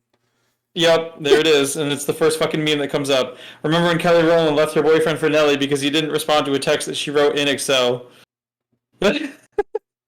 Wild. I couldn't even Just tell seeing you that who the photo hell always that is. makes me laugh. Gotta love it. God, All right, I'll kids. shoot it over to you. Yeah. Well, that is our show this week. Of course, we will be back next Sunday with another episode of the SuperScope podcast. Next week will be 49, and then 50 will be our last one on Twitch. So, yeah, keep in mind we will be moving to YouTube October 30th, and the 23rd we will be off to prepare and at least take a little bit of a break too. So, of course, again, find us at Game Dude Retro on Twitter. That's where you can find me. The SuperScope Cast on Twitter is where you can find this show, and Retro Game Dude on Twitch and TikTok. Hopefully, we'll be putting some more content on TikTok moving forward. And then don't forget Spooky Games Month. We'll be streaming on Tuesdays and Wednesdays some spooky games, and of course, every Saturday will be Jackbox, and we do have a new Jackbox pack coming out at the end of the month. I completely forgot about that. But we'll be streaming that at least this Saturday following its release. So we'll be here for it. All right. Well, that's going to be our show for this week, and we will see you again next Sunday while we do this all over again and talk about gaming news and reviews and rumors and all that good stuff. I promise not to make up too many rumors next time. Fair enough. But hey, you switched to. You heard it here first. No one's called that before. It's true. Good night indeed. Thank you, Claire, for hanging out in the audience. Appreciate you.